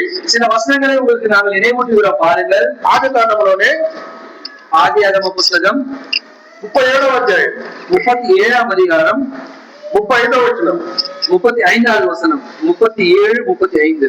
అతని కుమారులందరూ అతని కుమార్తె అందరూ అతని ఓదార్చుటకు యత్నం చేసి అయితే అతడు ఓదార్పు నొందవల్లక నేను అంగలార్పుచు మృతుల లోకులకు నా కుమారుడు ఎందుకు వెళ్ళదని చెప్పి అతని తండ్రి అతని కోసము ఏడ్చెను. ఏడ్చెను. ఈ మాట మీరు గుర్తుపట్టుకోండి ప్రియుల. యాకోబు జీవితంలో ఏడ్చాడు కదా, ఏడుకున్నా யாக்கோபு ஏச்சேனோ அన్నాడు ప్రియుల. பிரியமானவர்களே, அழுதான் என்ற வார்த்தையை நீங்கள் நினைவு கொள்ளுங்கள். தன்னுடைய பிள்ளைகளுக்காக இங்கு யாக்கோபு அழுதான் என்று அவருடைய வாழ்க்கையிலே அழுதல் புலம்பல் என்ற காரியத்தை நாம் பார்க்கிறோம். நம்ம புருஷன் எப்படின்னு ஏடுస్తారా? பிரியமானவர்களே, புருஷர்கள் எப்போது ஆண்கள் அழுகிறதை நீங்கள் பார்த்திருக்கிறீர்களா? ఏమయ్యా స్త్రీలు ఎంత చూసారు ఎప్పుడైనా? சகோதரர்களே, சகோதரிகள் அழுகிறதை நீங்க பார்த்திருக்கிறீர்களா? వాళ్ళ పని ఏడవడం అంతే. அவருடைய வேலையே அழுவதுதான். ఎందుకంటే ఏడ్చి సాధించుకున్నారు ఆడవాళ్ళు. எதற்காக சொன்னால் ஸ்திரீமார்கள் அழுது அவருடைய காரியத்தை சாதித்துக் கொள்வார்கள். ఏడవకుండా ఉండే స్త్రీ లేరు ప్రియులారా. அழாமல் இருக்கக்கூடிய ஸ்திரீகள் இல்லை பிரியமானவர்களே. పెద్ద భార్య అయినా సేవకుల భార్య అయినా ఎవరైనా ఏడుస్తారు, ప్రతిదానికి ఏడుస్తారు, బంగారు దానికి ఏడుస్తారు, పక్షుల దానికి ఏడుస్తారు కదా. விசுவாசிகளா இருந்தாலும் மூத்த சகோதர விசுவாசிகள் ஊழியக்காரர்களுடைய மனைவிகளா இருந்தாலும் தங்கம் வேண்டும் என்று பட்டுப்பட வேண்டும் என்று அடக்கூடியவர்கள் இருக்கிறார்கள் பிரியமானவர்களே. స్త్రీలు ఏమంటారంటే ఇది మా హక్కు. சகோதரிகள் என்ன சொல்லுகிறார்? இது எங்களுடைய உரிமை. ఏది ఏడవడం, எது அழுகிறது, ఏడ్చి సాధించుకోవడం మా హక్కు అంటారు ప్రియుల. அழுது சாதித்துக் கொள்வது எங்களுடைய உரிமை என்று சொல்லுகிறார்கள் பிரியமானவர்களே. కానీ పురుషుడు ఎప్పుడైనా ఏడవడం చూస్తారా? ஆனால் ஒரு சகோதரன் அழுகிறதை நீங்கள் பார்த்திருக்கிறீர்களா? అత్త ఎప్పుడైనా ఏడవడం చూస్తారా? உங்களுடைய கணவன்மார் அழுகிறதை நீங்கள் பார்த்திருக்கிறீர்களா? పురుషుడు సామాన్యంగా ఏడవడం ప్రియుల. இங்கு சகோதரன்மார் சாமானியமாக அழுகிறதில்லை பிரியமானவர்களே. హృదయంలో బలమైన బాధ కలిగితే తప్ప కన్నీళ్లు రావు. இங்கு இருதயத்திலே வலுவான காயம் ஏற்பட்டாலே ஒழிய கண்களிலே கண்ணீர் வருகிறதில்லை. మానసికమైన శక్తి పురుషునికి ఏడుపును దిగమిగుతాడు ప్రియుల, బాధను దిగమిగుతాడు. பிரியமானவர்களே, மனிதனுக்கு கூடிய வலிமை என்னவென்று சொன்னால் அவனுடைய கஷ்டம் எவராக இருந்தாலும் இருதயத்துக்குள்ளே வைக்க அவன் முயற்சி செய்வான். ఒకసారి నేను పేపర్లో చదివాను, మా తెలుగు పేపర్లో, ఈనాడు పేపర్లో. ఏమనంటే ஒரு நாளிலே நான் தெலுங்கு பேப்பர்ல ஈனாடு பேப்பர்ல செய்தித்தாளிலே விதமாக நான் படித்தேன். ఆంధ్రప్రదేశ్ లో నారాయణ అనే మంత్రి ఉన్నారు. இப்பொழுது நாராயணா என்று சொல்லக்கூடிய ஒரு மந்திரி இருக்கிறார்கள் ஆந்திராவிலே. అంతకుముందు కూడా చంద్రబాబు ప్రభుత్వం ఆయన కూడా అప్పుడు మంత్రిగా ఉన్నాడు. చంద్రబాబు ஆளுகை செய்யக்கூடிய நாட்டிலே அவர் மந்திரியாக இருந்தார். ఇక్కడ ఉందో తెలియదు కానీ మా ఆంధ్రప్రదేశ్ లో నారాయణ స్కూల్ ఉన్నాయి కదా సార్, ఎక్కువ నారాయణ స్కూల్ ఉన్నాయి. ఆ స్కూల్ యాక్టివ్ நாராயணா ஸ்கூல் நாம் பார்க்கிறோம் அல்லவா? அந்த ஸ்கூலுடைய தலைமை தத்துவத்தில் இருக்கக்கூடிய ஒரு மனிதர். అతనికి ఒక్కడే కుమారుడు, அவருக்கு ஒரே மகன். మంచి చక్కగా ఉంటాడు, பார்க்க நன்றாக இருப்பார், యవనస్తుడు, வாலிபர். ఈయన రాజకీయంగా వేరే దేశంలో ఉన్న రోజు ఈయన కుమారుడు ఇక్కడ హైదరాబాద్ లో డివిజన్ ఢీకొని చనిపోయాడు. இங்க அவரோ தன்னுடைய அரசியல் வாழ்க்கையின் பொருட்டு வெளிநாட்டில் இருக்கிற அவருடைய மகனோ இங்கு சாலை விபத்தில் ஏற்பட்டு இறந்து విட்டார். హైదరాబాద్ లో చనిపోయాడు. చనిపోయిన తర్వాత పేపర్ ఏమని చేశారంటే కుమారుడు చనిపోతే ఏమని నారాయణ అని పేపర్ చేశారు. இங்கு தன்னுடைய மகன் இறந்து போன பொழுது அழுவாத நாராயணா என்று அவருடைய பெயரை இந்த செய்தித்தாளில எழுதினார்கள். ఆయన వర్తమానం పోయింది, వచ్చారు, భూస్థాపన అంతా అయిపోయింది. அவருக்கு செய்தி அவருக்கு சென்றது, அவர் வந்தார், அவருடைய மரண அடக்க காரியங்கள் எல்லாத்தையும் செய்து விட்டார். నారాయణ కన్ని కూడా నీళ్లు పెట్టలేదు. பிரியமான அந்த நாராயணன் என்று சொல்லக்கூடியவர் கண்ணில ஒரு சொட்டு தண்ணீரும் வரவில்லை. బంధువులంతా వచ్చారు, రాజకీయవేత్తలు వచ్చారు, భూస్థాపన అంతా అయిపోయింది. உறவினர்கள் எல்லாரும் வந்தார்கள், இந்த அரசியல் நண்பர்களும் வந்தார்கள், அடக்கம் எல்லாம் நடந்து முடிந்து விட்டது. మరుసటి రోజు విలేకరు వెళ్ళి రూమ్ లో కూర్చొని, అయ్యగారు నీకున్న ఒకే ఒక కుమారుడు కోట్ల ఆస్తికి వారసుడు, చక్కని వాడు, వివాహం కూడా కాలేదు, చనిపోతే మీరు ఎందుకు ఏడవలేదు అని అడిగారు. பிரியமான ஒரு மனிதன் அவர் அறைக்குள்ளாக சென்று, உங்களுக்கு இருக்கக்கூடிய ஒரே ஒரு மகன், எல்லா கோடியிலே இருக்கக்கூடிய இந்த ஆஸ்திகளுக்கு அவர் ஒருவரே வாரிசு, அவர் மன்னித்தபோது நீங்களே அழவில்லை என்று கேட்டாராம். ఆ రూములో కూర్చున్న నారాయణ గోడోని ఏడ్చాడు. కనుమలు కన్నీళ్ళతో ఏడ్చాడు. నా కొడుకు చనిపోతే ఏడుపు రాదా, బాధ రాదా, దుఃఖం రాదా, అయినా దిగమింగుకున్నాను. ఎందుకు తెలుసా, నా వాడి ఆపరేషన్ నేను ఏదో మంది పెట్టిన బాధ పట్టుకోలేదు, నా బాధ చనిపోతుంది అని నేను బాధలు దిగమింగుకున్నాను. இங்க பார்க்கும்போது அவர் கேட்ட உடனே என்று அழுது கொண்டு அவர் சொன்னாராம், என்னுடைய மகன் இறந்து விட்டார் சொன்னால் எனக்கு துக்கமோ எனக்கு கவலையோ வராதா, ஆனால் என்னுடைய துணைவியாரோ அவருடைய இருதயத்துல பிரச்சனை இருக்கிறதுனாலே நான் அழுத பொழுது அவருக்கு ஏதாவது ஆகிடுமே என்று சொல்லி அந்த மரண துக்கத்தின் காரியத்தை என்னுடைய இருதயத்துக்குள்ளேயே நான் வைத்து கொண்டேன் என்று அவர் சொன்னாராம். పురుషునికి బాధలు దిగమింగుకునే శక్తి ఉంటుంది. பிரியமானவர்களே, சகோதரர்களுக்கு எவ்வளவு கஷ்டமா இருந்தாலும் தன்னுடைய இருதயத்துக்குள்ளே அடக்கி வைத்துக் கொள்ளக்கூடிய ஒரு தன்மை இருக்கிறது. మీరు ఎప్పుడైనా చూడండి, మీ తండ్రి ఏడవడం చూసారా? கவனித்து பாருங்க, உங்களுடைய தகப்பன்மார் அழுததை நீங்கள் பார்த்திருக்கிறீர்களா? బాధ అనిపించినా ఏడుపు వచ్చినా గోడ వైపు తిప్పి కళ్ళు ఉంచుకుంటాడే కానీ మీ ముందర ఎప్పుడైనా ఏడ్చాడా? ஒருவேளை மிகவும் துக்கமா இருக்கும்னு ஒரு செவருக்கு பக்கத்தை சென்று தன்னுடைய கையங்கினாலே கண்களை துடைப்பான ஒளியில உங்க முன்னால் அழுதிருக்கிறாரா? ఎందుకంటే భర్త ఏడుపు భార్య చూడలేదు, తండ్రి ఏడుపు కుమార్తెలు చూడలేదు, పిల్లలు చూడలేదు, భరించలేదు. பிரியமானவர்களே, கணவன்மார் அழுகிறதை சகோதரிகள் மனைவிமார்கள் பார்க்க முடியாது, தகப்பன் அழுகிறதை பிள்ளைகள் பார்க்க முடியாது. కానీ యాకోబు ఇక్కడ ఏడ్చాడు. ஆனால் இங்கு யாக்கோபு இங்கு அழுதான் என்று பார்க்கிறோம். తన అంతరంగంలో నుండి యోసేపు లేడు, యోసేపు చనిపోయాడని బలవంత విన్నప్పుడు తన హృదయం నుంచి ఏడుపు బయటకు వచ్చింది. ஆனால் இனிமேல் யோசேப்பு கிடையாது, யோசேப்பு மறித்து விட்டார் என்று கேட்டபொழுது இருதயத்திலிருந்து அழுதான். பிரியமானவர்களே, యాకోబు జీవితంలో ఏడుపు ఉంది, யாக்கோபுடைய வாழ்க்கையிலே அழுகை இருக்கிறது. మన జీవితాలలో తప్పకుండా ఎప్పుడో ఒకసారి ఏదో ఒక సందర్భంలో ఏడుపు రాదా? பிரியமானவர்களே, நம்முடைய வாழ்க்கையில ஏதாவது ஒரு நிலைமையிலே நமக்கு அழுகை வராதா? ఒక బ్రదర్ ఉన్నాడు, ఎందుకు వస్తుందన్న ఏడుపు, ప్రభువు నమ్ముకున్నా కదా, లోకం పోతాం కదా, మనకెందుకు ఏడుపు అన్నాడు. ஒரு சகோதரன் சொன்னா, நாம் கர்த்தரை விசுவாசிக்கிறோம் அல்லவா, பரலோகம் செல்கிறோம் அல்லவா, நமக்கு ஏன் கண்ணீர் வரும் என்று கேட்டார். నేను చూశాను కొంతకాలం. நான் பார்த்தேன் சில வருடங்கள். కూతురు వివాహమైంది, தன்னுடைய மகளுடைய திருமணம் ஆகிவிட்டது. చాలా మందిని పిలిచారు, అందరం పోయినాం. எல்லோரையும் அழைத்திருந்தால் நானும் சென்றிருந்தேன். వివాహం అయిపోయింది, భోజనాలు అయిపోతున్నాయి, திருமணம் நடந்து விட்டது, போஜன காரியக்கிரமம் முடிந்து விட்டது, రిటర్న్ అయిపోతున్నా. எல்லாரும் திரும்பி வருகிறோம். ఈయన కూడా రావాలి మాతో పాటి, இவரும் என்னோடு கூட வர வேண்டும். ఏడు దగ్గరకు వచ్చి గోడవర ఏడుస్తున్నాడు. நீங்க அவர்கள் வாசலிலே வந்து கோவென்று அழிந்தார். பிரியமானவர்களே, ఎందుకు ఏడుస్తున్నావా? எதற்காக அழிந்தாய் சகோதரனே? గుండెల మీద నుంచి కూతురు అన్నా వదిలిపెట్టిపోతున్నాను అన్న బాధ అన్నాడు. என்னுடைய இருதயத்தை மேல் வளர்த்த மகளை நான் விட்டு செல்கிறேன், வருத்தமாய் இருக்கிறேன் என்று சொன்னாராம். సహోదరులకు విషయాలు తెలిసే ఉంటాయి. చాలా మందికి వివాహం అయిపోతే కూతురు వదిలిపెట్టి వచ్చేటప్పుడు ఎంత కఠినమైన కన్నీళ్ళు వస్తాయి. இது தந்தைமார்களுக்கு தெரியும், தோன்மையில் வளர்த்த மகளை திருமணம் செய்துவிட்டு பிரிந்து வரும்போது அந்த வலி எப்படியா இருக்கும் என்று. ఏదో సందర్భంలో ఏర్పడేది సహజమే. ஏதோ ஒரு காரியத்திலே, ஏதோ ஒரு விதிமுறையிலே அழுகை என்பது மனிதனுடைய வாழ்க்கையிலே சகஜம்தான். ఆయన ఏమన్నాడంటే, ஒரு மனிதன் என்ன சொன்னாராம், కాలు తడవకుండా సముద్రమైన దాటే జ్ఞానులు ఉన్నారు. கால் நனையாமல் தண்ணீர் மேல் கடலின் மேல் நடக்கக்கூடிய மனிதர்கள் இருக்கிறார்களா? కన్నీళ్లు తడవకుండా జీవితాన్ని ఎవడు ముగించలేడు. ஆனால் தன்னுடைய கண்கள் நனையாமல் தன்னுடைய வாழ்க்கையை முடிக்க முடியாதாம். ఎప్పుడో ఏదో సందర్భం ஏதாவது ஒரு நிலைமையில ஏதோ ஒரு சந்தர்ப்பத்திலே అది యాకోబు జీవితంలో ఏర్పు ఉన్నా భక్తి తగ్గలేదు. பிரியமானவர்களே, யாக்கோபுடைய வாழ்க்கையை அழுகை இருந்த பொழுதிலும் பக்தி குறையவில்லை. చూడండి పిల్లలు మాత్రండి ఆది కాలంలోనే பிரியமானவர்களே கவனியுங்கள். ஆதியாகம புத்தகத்தில் இன்னொரு வார்த்தையை பார்ப்போம். 47వ అధ్యాయం 47ஆம் அதிகாரம் 9వ వచనం చూడండి. 9வது வசனம் பாருங்கள்.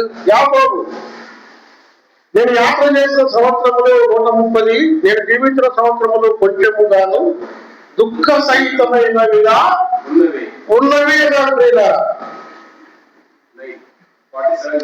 அதற்கு யாக்கோபு, நான் பரதேசியாய் சஞ்சரித்த நாட்கள் 130 வருஷமும் என் ஆயுசு நாட்கள் கொஞ்சமும் சஞ்சலமுமாய் இருந்தது என்று நாம் பார்க்கிறோம். అంటే యాకోబు జీవితం అంతా ఎలా ఉంది చెప్పండి? பிரியமானவர்களே, யாக்கோபுடைய வாழ்க்கையெல்லாம் எப்படி என்று பாருங்கள். క్షేమంగా ఉందా? நன்மையா இருக்கிறதா? సుఖంగా ఉందా? சுகமா இருக்கிறதா? సంతోషంగా ఉందా? சந்தோஷமா இருக்கிறதா? ఆనందంగా ఉందా? ஆனந்தமா இருக்கிறதா? இல்லை இல்லை. నా బ్రతుకు జీవనాన్ని దుఃఖమే బాధే. என்னுடைய வாழ்நாள் முழுவதும் துக்கமும் கவலையும் தான். இன்னொரு வார்த்தை பாருங்கள் பிரியமானவர்களே. ஆதியாகம புத்தகம் 42వ అధ్యాయం 42ஆம் அதிகாரம் 36వ వచనం చూడండి. 36ஆம் வசனம் பாருங்கள். 36వ వచనము 36ஆம் வசனம். యాకోబు ఆ వారిని చూచి, మీరు నన్ను పుత్రహీనుడుగా చేస్తున్నారు. అవును, యోసేపు లేడు, లేడు, సిమ్యోను లేడు, లేడు, మీరు బెన్యామీను కూడా తీసుకొని పోదురు. ఇవన్నీ నాకు ప్రతికూలంగా ఉన్నవని వారితో చెప్పాను. ఎలా ఉన్నాయంట? எப்படியா இருக்கிறதா? ఇవన్నీ இது எல்லாம் எனக்கு నాకు ప్రతికూలంగా ఉన్నాయి, எனக்கு விரோதமா இருக்கிறது, అనుకూలంగా లేవు, எனக்கு ஏற்றவாறு இல்லை. కొన్నిసార్లు మా పల్లెల్లో చాలా మంది అంటారు, అన్నా అన్ని ప్రతికూలత లేదన్నా, పైన పంటేస్తే చేతికి రావడం లేదన్నా, ఏదైనా వ్యాపారం బట్టి నష్టపోతున్నామన్నా, సంసారంలో ప్రతికూలతలు ఉన్నాయన్నా, అబ్బాయికి వివాహం చేసాం ప్రతికూలమైన పరిస్థితులు ఉన్నాయి. பிரியமானவர்களே, எங்கள் ஊரிலே போயா சொல்லுகிறார்கள், எங்களுடைய வாழ்க்கையில எல்லாம் கூட விரோதமாய் நடக்கிறது. பயிர் போட்டோம், ஆனால் பலன் இல்லை. ஒரு தொழிலை ஆரம்பித்தோம், அதில் லாபம் இல்லை. ஒருவேளை குடும்ப வாழ்க்கையில பார்த்தோம், பெண்ணுக்கு திருமணம் ஆகிவிட்டது, ஆனாலும் சந்தோஷம் இல்லை என்று சொல்லி விரோதமான காரியங்களே அவர் சொல்கிறதை பார்க்க முடியும். யாக்கோபுடைய మాట ఏంటంటే ఇవన్నీ నాకు ప్రతికూలంగా ఉన్నాయి. யாக்கோபு சொல்லக்கூடிய வார்த்தை எல்லாம் எனக்கு விரோதமாய் நேரிடுகிறது என்று சொல்கிறார். తన జీవితంలో ఏడ్పు ఉన్నా, தன்னுடைய வாழ்க்கையில அழுகை இருந்தாலும், పరిస్థితులన్నీ ప్రతికూలంగా ఉన్నా, எல்லா காரியங்களும் அவருக்கு விரோதமாய் இருந்தாலும், క్రైస్తవ జీవితంలో అన్ని అనుకూలంగా ఉండవు. பிரியமானவர்களே, கிறிஸ்துவனுடைய வாழ்க்கையில எல்லாம் ஏற்றவாறு இருக்கிறது இல்லை. మా జిల్లాలో ప్రొఫెసర్ గారు చెప్పేవాళ్ళు, எங்களுடைய ஜில்லாவில பிரபுதாஸ் சகோதரர் சொல்கிறார், క్రైస్తవ జీవితం పూల మాట కాదు ముళ్ళ మాట. பிரியமானவர்களே, கிறிஸ்துவனுடைய வாழ்க்கை பூவில் மேல் இருக்கக்கூடிய வாழ்க்கையில முள்ளின் மேல் இருக்கக்கூடிய வாழ்க்கை. క్రైస్తవ జీవితం ప్రతికూలమైన జీవితం. கிறிஸ்துவனுடைய வாழ்க்கை விரோதமான ஒரு வாழ்க்கை. అన్ని ప్రతికూలతలు వస్తాయి, எல்லா விதமான விரோதமும் வரும். నేను యేసు ప్రభువుని నమ్ముకున్న తర్వాత, நான் இயேசு கிறிஸ்துவை சொந்த ரட்சகராக ஏற்றுக்கொண்ட பின்பு చాలా ప్రతికూలతలు వచ్చాయి, அநேகமான விரோதமான காரியங்கள் வந்தது. నేను రక్షించబడిన తర్వాత మా బంధువుల్లో, நான் ரட்சிக்கப்பட்ட பின்பு என்னுடைய உறவினர்களிலே షేక్ షా అలీ ప్రభువుని నమ్ముకున్నాడు, మస్తాన్ సాబ్ ప్రభువుని నమ్ముకున్నాడు, కమాల్ ప్రభువుని నమ్ముకున్నాడు. மஸ்தான், சேக்ஷா, கமால் என்று சொல்லக்கூடியவர்கள் எல்லாரும் தேவனை சொந்த ரட்சகராக ஏற்றுக்கொண்டார்கள். ఇది పులివెందులలో ఉన్న మసీదులో తెలిసిపోయింది. இங்கு அங்கு புலிவேந்தரில் இருக்கக்கூடிய அந்த மசூதியில் இருக்கக்கூடியவர்களும் தெரிந்து விட்டது. వాళ్ళకు సంబంధించిన వాళ్ళు మసీదుకు రాకుండా, ఖురాన్ చదవకుండా వాళ్ళు ప్రార్థన పోతున్నారు, చర్చలు పోతున్నారు. వాటిని మనం అదుపు చేద్దామని మా ఊరు 30 మంది వచ్చారు. எங்களுடைய ஊரில் இருக்கக்கூடிய ஒரு 30 மனிதர்கள் இவர்கள் குரானை படிக்காமல், மசூதிக்கு வராமல், விரோதமாக சொல்லி அவர்களை கண்டிக்காமல் சொல்லி 30 பேர் வந்து விட்டார்கள். మా బంధువులందరూ ఒకసారి సమావేశపరిచారు. என்னுடைய உறவினர்கள் எல்லோரையும் ஒரு இடத்தில் ஒன்று திரட்டினார்கள். సమావేశపరిచి ఒక 10 మంది ముస్లిం పెద్దలు, అధిరతులు, కాళీ సాబులు, ముల్లా సాబులు అంతా కూర్చున్నారు.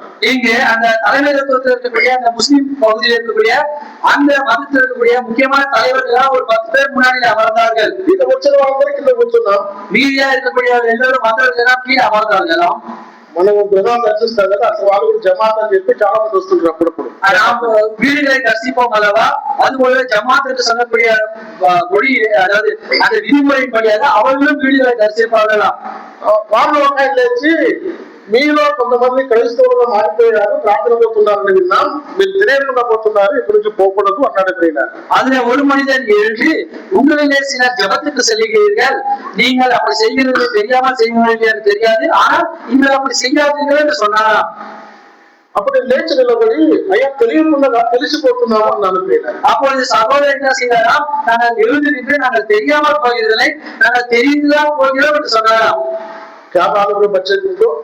உனக்கு என்ன தெரியும் சின்ன பையன், నీకేం తెలుసు అన్నాడు ప్రియుల. உனக்கு என்ன தெரியும் என்று சொன்னாராம். నాకు తెలుసు యేసు రక్షకుడు, எனக்கு தெரியும் இயேசு ரட்சகர், పాపములను మార్చేవాడు, జీవితం మార్చేవాడు, బ్రతుకు మార్చేవాడు, నా జీవితం మార్చాడు. பாவத்திலிருந்து இருக்கக்கூடியவருடைய வாழ்க்கையை மாற்றக்கூடியவர், என்னுடைய வாழ்க்கையை மாற்றினவர் என்று சொன்னார். దొంగను, దూడను, దెగడాడపోయేవాడిని, కొట్టాడేవాడిని, కొట్టేవాడిని இதற்கு నన్ను మార్చాడు.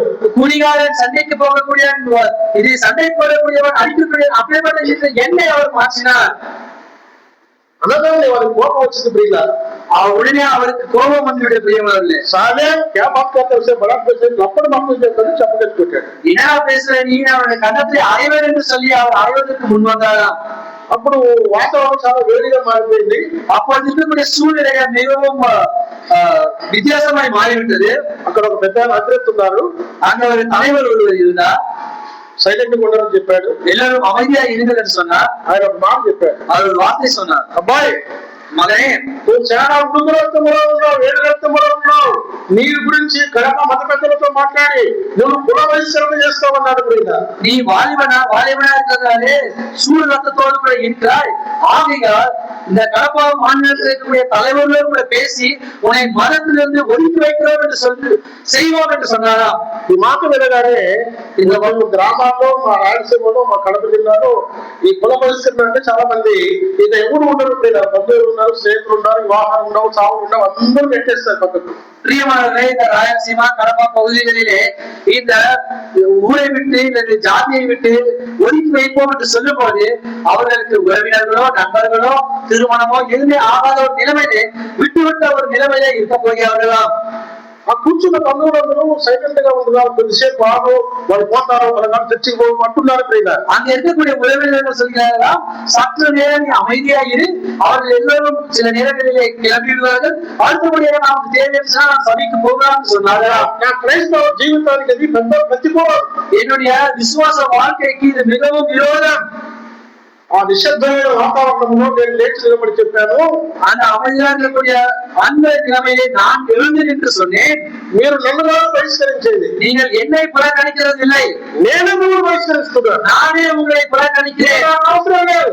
நீங்கள் எனக்கு தேவையில்லை. కులవర్గం, మతవర్గం, బంధువర్గం నాకు అక్కర్లేదు. இந்த குலத்தை சேர்ந்தவர்கள், இந்த உறவிற்கு சேர்ந்தவர்கள் எனக்கு தேவையில்லை. నాకు పాలనలో యేసులో ఉన్నారు, సంఘం మంది భక్తులు ఉన్నారు, ఇదే నా కుటుంబం. இதோ எனக்காக ஜீவனை கொடுத்த இயேசு கிறிஸ்து ஆண்டவரும் அவருடைய சமயம் இருக்கிறது, இதுதான் என்னுடைய குடும்பம் என்று சொன்னேன். ఇటువంటి ప్రతికూలమైన పరిస్థితులు ఎన్నో మా జీవితంలో ఎదుర్కొన్నాం. இப்பேற்பட்ட விரோதமான காரியங்களை என்னுடைய வாழ்க்கையை அநேகம் நான் எதிர்கொண்டிருக்கிறேன் பிரியமானவர்களே. யாக்கோபும் கூட ప్రతికూలమైన పరిస్థితులు అనుభవించారు. விரோதமான காரியங்கள் அநேகம் அவருடைய வாழ்க்கையில் ஏற்பட்டது.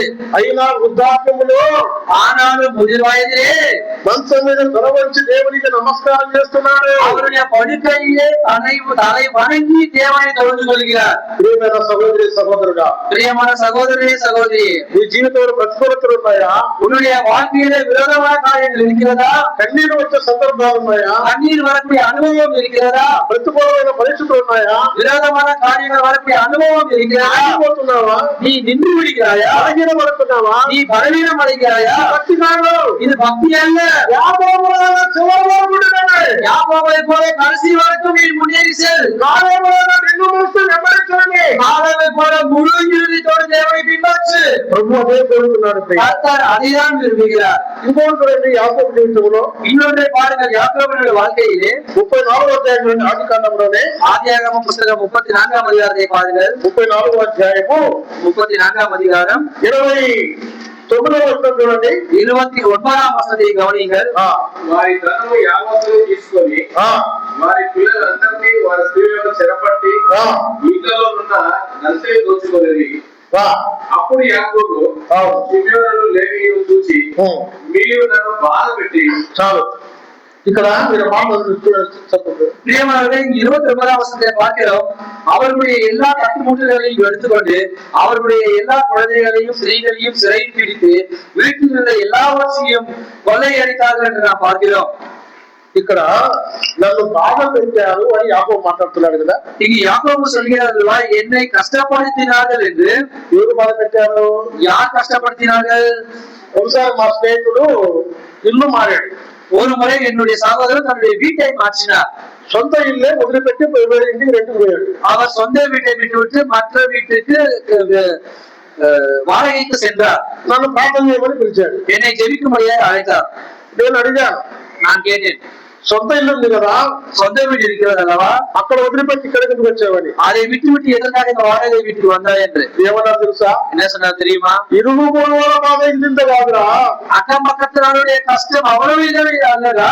చాలా మందికి ఇరుగు పొరుగుల బాధ, இங்க அக்கம் பக்கத்தில் இருக்கக்கூடிய பிரச்சனை தான் அதிகம். బంధువుల బాధ, உறவினர்களுடைய பிரச்சனை, స్నేహితులు బాధ పెడతారు, சிநேகிதர்களுடைய பிரச்சனை, కొన్నిసార్లు సంఘస్థులే బాధ పెడతారు. சில நேரங்களில் சபையார்களும் பிரச்சனை ஏற்படுத்துவார்கள். బాధ పెట్టరా? సంఘస్థులే మమ్మల్ని బాధ పెడుతున్నారనే వాళ్ళు కొంతమంది ఉంటారు. சபையில் இருக்கக்கூடிய விசுவாசிகளே எங்களுடைய குடும்பத்திலே பிரச்சனை வைக்கிறார்கள் என்று சொல்லக்கூடியவர்கள் இருக்கிறார்கள். ఇవన్నీ చెప్పుకుంటాం, இது எல்லாம் நாம் சொல்லிக் கொள்வோம். నీ కడుపులో ఉంటే నీ పిల్లల బాధ పెట్టి ఎవరు చెప్పుకుంటావు? ஆனால் உங்களுடைய வயிற்றிலே பிறந்த பிள்ளைகளுக்கு கஷ்டத்தை ஏற்படுத்தால் யாரிடம் சொல்லுவாய்? ఇప్పుడు యాకోబు ఎవరు బాధ పెడుతున్నారు? யாக்கோபை யார் கஷ்டப்படுத்துகிறார்கள்? ఏమంటున్నారు? కుమారులారా, என்ன சொல்கிறார்? பிள்ளைகளே, లేవి సిమియోను, சிமியோனே, లేవియే என்று சொல்கிறார். నన్ను బాధ పెడుతున్నారు, நீங்களே என்னை ఈ துக்கப்படுத்துகிறீர்கள். రోజు క్రైస్తవ కుటుంబంలో తల్లిదండ్రులు ఎంతమంది బాధపడుతున్నారు పిల్లల గురించి? இந்த நாளிலே கிறிஸ்தவ குடும்பங்களிலே பெற்றோர்கள் எத்தனை பேர் கஷ்டப்படுகிறார்கள்? లేవా? இல்லையா? சொல்லுங்கள். మన కుటుంబాలు మన జీవితాలు లేవా? நம்முடைய வாழ்க்கையிலே நம்முடைய குடும்பங்களே இல்லையா? మన పిల్లలు మనం ఎంత బాధ పెడుతున్నారో బయట చెప్పుకుంటామో చెప్పుకోలేం కదా. நம்முடைய பிள்ளைகள் எவ்வளவு கஷ்டப்படுத்தினாங்க வெளியே சொல்லிக்கிறோமா? இல்லை அல்லவா?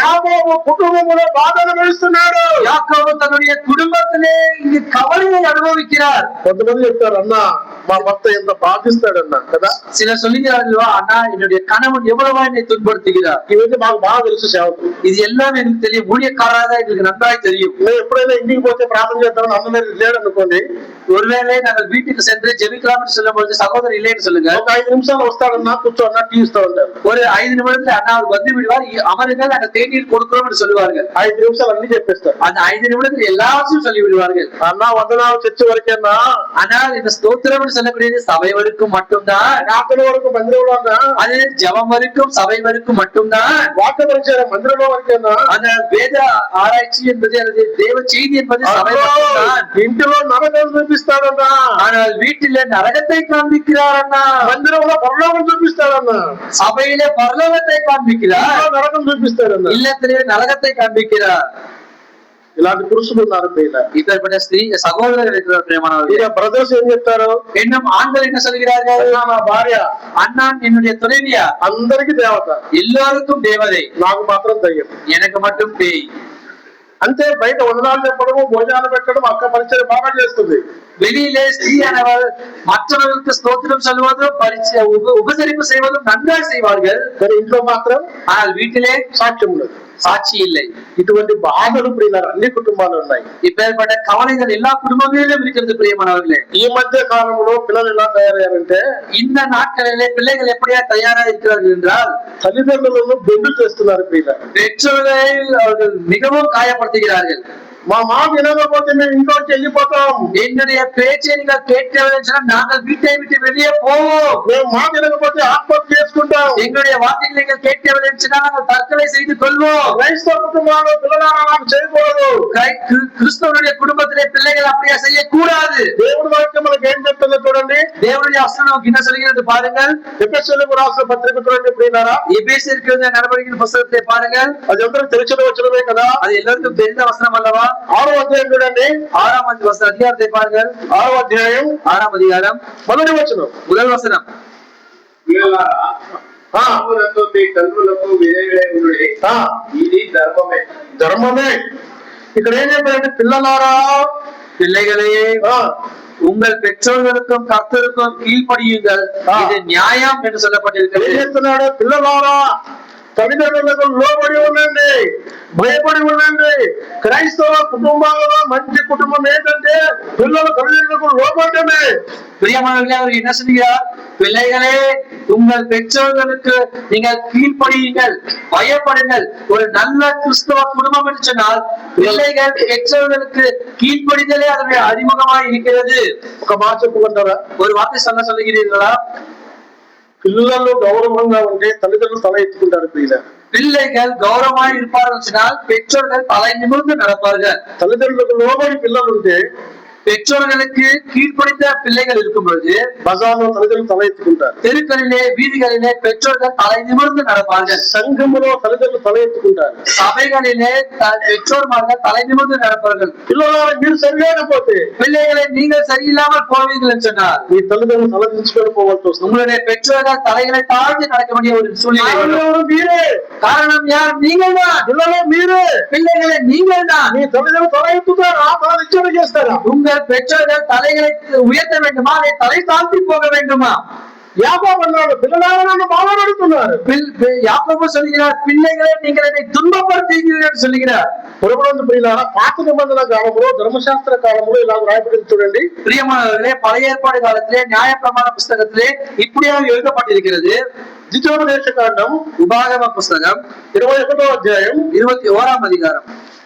ధర్మోపదేశ కాండ 21వ అధ్యాయం உபாகம புஸ்தகம் 21ஆம் அதிகாரம் 18వ వచనం చదువుతున్నాయండి. 18 నుండి 18ஆம் வசனத்திலிருந்து பாருங்கள். ఒకని కుమారుడు మొండివాడై తిరగబడి ఏమై మొండివాడై మొండివాడే కుమారుడు మొండివాడే తిరగబడి తండ్రి మాట గాని తల్లి మాట గాని వినదై ఉండి వారు అతని శిక్షించిన తరువాత అతడు వారికి విధేయుడు కాక పోయిన ఎడల అతని తల్లిదండ్రులు అతన్ని పట్టుకొని ఊరి గౌని వద్ద కూర్చుంటూ పెద్దలకు అతన్ని తీసుకొని వచ్చి, మా కుమారుడైన వీడు మొండివాడై తిరుగుబడి ఉన్నాడు, మా మాట వినక తిండిపోతూ త్రాగుబోతులో అయి ఊరి పెద్దలతో చెప్పవలేదు.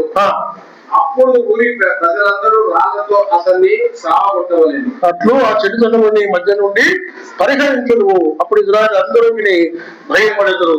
ఈ వచన భాగం తమిళంలో చదివితే బాగుంటుందేమో. చదువు 18 to 20 வரை இருக்கக்கூடிய வசனங்களை நாம் பார்க்கிறோம். பாருங்கள். தன் தகப்பன் சொல்லையும் தன் தாயின் சொல்லையும் கேளாமலும் அவர்களால் தண்டிக்கப்பட்டும் அவர்களுக்கு கீழ்ப்படியாமலும் போகிற அடங்காத துஷ்ட பிள்ளைகளாய் ஒருவனுக்கு இருந்தால் அவன் தகப்பனாலும் தன் தாயினாலும் பிடித்து அவன் இருக்கும் பட்டணத்தின் மூப்பர்களிடத்திற்கு அவ்விடத்திற்கு வாசலுக்கு அவனை கொண்டு போய், எங்கள் மகனாகிய இவன் அடங்கா துஷ்டனுமாய் இருக்கிறான், எங்கள் சொல்லை கேளான் என்று சொல்லக்கூடிய வார்த்தைகளை நாம் பார்க்க முடியும். ఈ మాట ధర్మశాస్త్ర గ్రంథంలో ఇజ్రాయెల్ ప్రజల మధ్యలో ఎవడైనా మొండివాడైన మొండివాడైన కుమార్తె మొండోలే. ఈ రోజు అమ్మాయిలు పెద్ద మంచి సుకుమారులు ఉంటారా? అమ్మాయిలు ఎక్కువ ముడితో చేస్తున్నారు ఈ రోజుల్లో.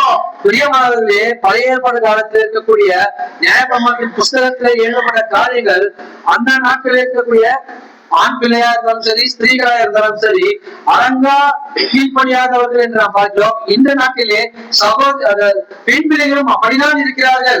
ధర్మశాస్త్రంలో తల్లిదండ్రులు చెప్తారు, బాబు ఇది మంచిది కాదు, అమ్మాయికి మంచిది కాదు అని చెప్పినప్పుడు వినకపోతే நியாய பிரமாணத்தின் வழியாக பெற்றோர்கள் சொல்வார்கள், இது நல்லது அல்ல என்று அவர்கள் சொன்ன பொழுது ఒకసారి కాదు 10 సార్లు చెప్తారు. ஒரு முறை அல்ல 10 முறை அவர் சொல்லுவார்கள். పుత్రవాత్సల్యం 20 సార్లు చెప్తారు. அவர்களுடைய பிள்ளை பாக்கியம் அல்லவா, ஆகியால் 20 முறையும் சொல்லுவார்கள். కన్న తల్లి అయితే 50 సార్లు చెప్తుంది.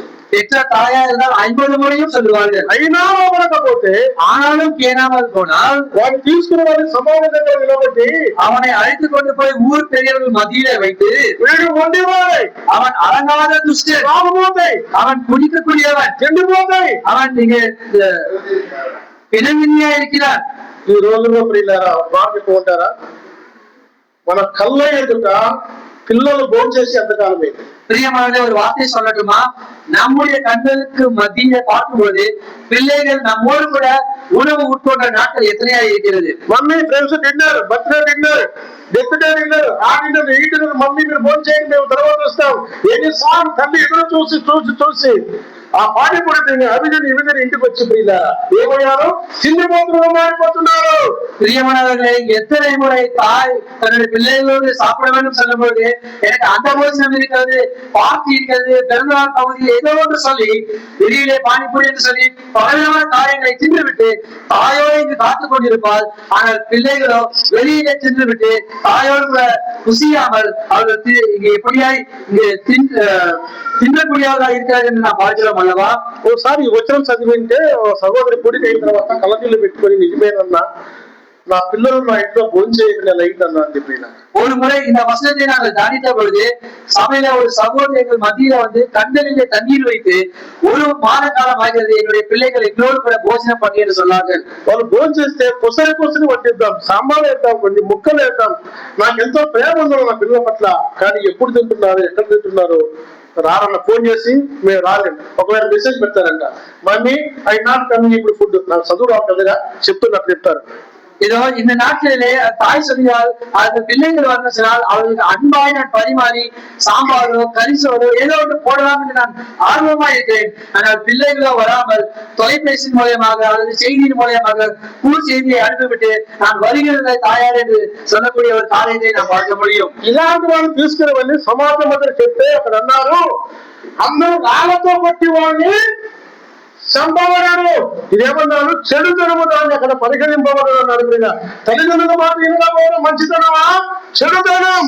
பிரியமானவர்களே, அந்த நாட்களிலே இப்பேற்பட்ட பிள்ளைகளை ஊர் மத்தியிலே மூப்பருக்கு மத்தியிலே வைப்பார்கள் சொன்னால் அவர்கள் கொடுக்கக்கூடிய முடிவு கல்லினாலே எரிந்தவர்களை கொன்று விடுங்கள் என்று சொல்லக்கூடிய ஒரு காரியம். எதற்காக என்று சொன்னால் பெற்றோர்களுக்கு கீழ்ப்படியாதது நல்ல காரியம் அல்ல, அதை ஒரு தீங்கான காரியமாய் அவர்கள் பார்க்கிறார்கள். பிரியமான వాలిబర్గలే, తల్లిదండ్రుల మాట వినండి, பெற்றோர்களுடைய வார்த்தையை கேளுங்கள். మీ భవిష్యత్తు గురించి ఆలోచించేది వాళ్ళే, உங்களுடைய எதிர்காலத்தை குறித்து யோசிக்கிறவர்கள் அவர்கள் தான். వాళ్ళు ఫస్ట్ నుండి మీకు భోజనం పెట్టేది వాళ్ళే, அவர்கள் பசியோடு கூட இருந்து உங்களுக்கு ஆகாரத்தை கொடுக்கிறது அவர்கள் தான். మీ భవిష్యత్తు కొరకు ఎక్కువ ఆలోచించేది వాళ్ళే, உங்களுடைய எதிர்காலத்தை குறித்து அதிகமாக யோசிப்பதும் தியானிப்பதும் சிந்திப்பதும் அவர்கள் தான். వాళ్ళని మీరు బాధ పెట్టవద్దు. அவர்களை நீங்கள் துக்கப்படுத்த வேண்டாம். பிரியமானவர்களே, యాకోబు అన్నాడు, லாபான் சொல்லுகிறார், யாக்கோபு சொல்லுகிறார், మీరు నన్ను బాధపడుతున్నారు కుమారులారా, பிள்ளைகளை நீங்கள் என்னை துன்பப்படுத்துகிறீர்கள் சொல்லுகிறார். దైవగ్రంథంలో ఒక మాట ఉంటుందా, வேதாகமத்தில் ஒரு வார்த்தை இருக்கிறது பாருங்க. 2వ సమూయేలు గ్రంథం చూడండి, 2ஆம் சாமுவேல் புத்தகத்தை பாருங்கள். 2వ సమూయేలు గ్రంథం 2ஆம் சாமுவேல் புத்தகம் 14వ అధ్యాయం 14ஆம் அதிகாரம் 15వ అధ్యాయం చూడండి, 15ஆம் அதிகாரம் பாருங்க, 30వ వచనం. 30வது వచనం. అయితే దావీదు ఒలీవ చెట్ల కొండ ఎక్కుతూ ఏడ్చుతూ తల కప్పుకొని పాదరక్షలు లేకుండా గాలి నడుపులు వెళ్ళారు. చూసారా ఇక్కడ మాట ప్రియులారా? பிரியமானவர்களே, இங்க ஒரு வார்த்தை అయితే దావీదు చదువు తమిళలో, தாவீது தன் முகத்தை மூடி வெறுங்காலம் நடந்து அழுது கொண்டு ஒலிவ மலை மேல் ஏறி போனான் என்று நாம் பார்க்கிறோம். ఇక్కడ చూసారా, దావీదు ఏడ్చెను, அழுதான். బైబిల్లో దావీదు ఏడ్చినట్టుగా మనం చాలా సార్లు చదువుకోం ప్రియులారా. பிரியமானவர்களே, தாவீது அழுது போல வேதாகமத்தில் அநேகமாக நாம் பார்க்க முடியும். దావీదు గురించి ఏం చదువుకుంటే ఎక్కువగా సింహములు తీర్చినవాడు, ఎలుగుబంటులు తీర్చినవాడు, గొల్లియాతులు చంపినవాడు, వీరుడు, సూర్యుడు అని చెప్తాం. நாம் தாவீதை குறித்து வேதாகமத்தை பார்க்கும்போது இங்கு சிங்கத்தோடு போரிட்டவன், கோலியாத்தை கொன்றவன் என்று சொல்லி வீரன், சூரன், வீரன் என்று சொல்லி பெருமை பாராட்டக்கூடிய காலத்தை நாம் பார்க்க முடியும். కానీ ఇక్కడ దావీదు ఏడుస్తున్నాడు ప్రియులారా. ஆனால் இங்கு தாவீது அழுது கொண்டிருக்கிறார். பிரியமானவர்களே, దావీదు సింహాలను చూసి ఏడవలేదు, தாவீது சிங்கத்தை பார்த்து அழவில்லை, ఎలుగుబంటు చూసి ఏడవలేదు, இங்கு அந்த வீரை பார்த்தவர் அழவில்லை, గొల్లియాతును చూసి ఏడవలేదు, கோலியாத்தை பார்த்தவர் அழவில்லை. కానీ కన్న కుమారుడైన కడుపున పుట్టిన కుమారుడే దావీదును చంపడానికి ప్రయత్నం చేస్తుంటే దావీదు ఏడ్చుతూ పాపలక్షణం లేకుండా ఉదయం కొండకు ఎక్కిపోతున్నాడు ప్రియులారా. ஆனால் தன்னுடைய வயிற்றிலே பிறந்த தான் பெற்ற மகனாக இருக்கக்கூடியவரே அவரை கொலை செய்ய வேண்டும் என்று முயற்சி செய்யும்போது அழுது கொண்டே ஒலிவத்த மலையின் மேல் ஏறினார் என்று நாம் பார்க்கிறோம். దావీదుని ఎవరు ఎక్కించారు?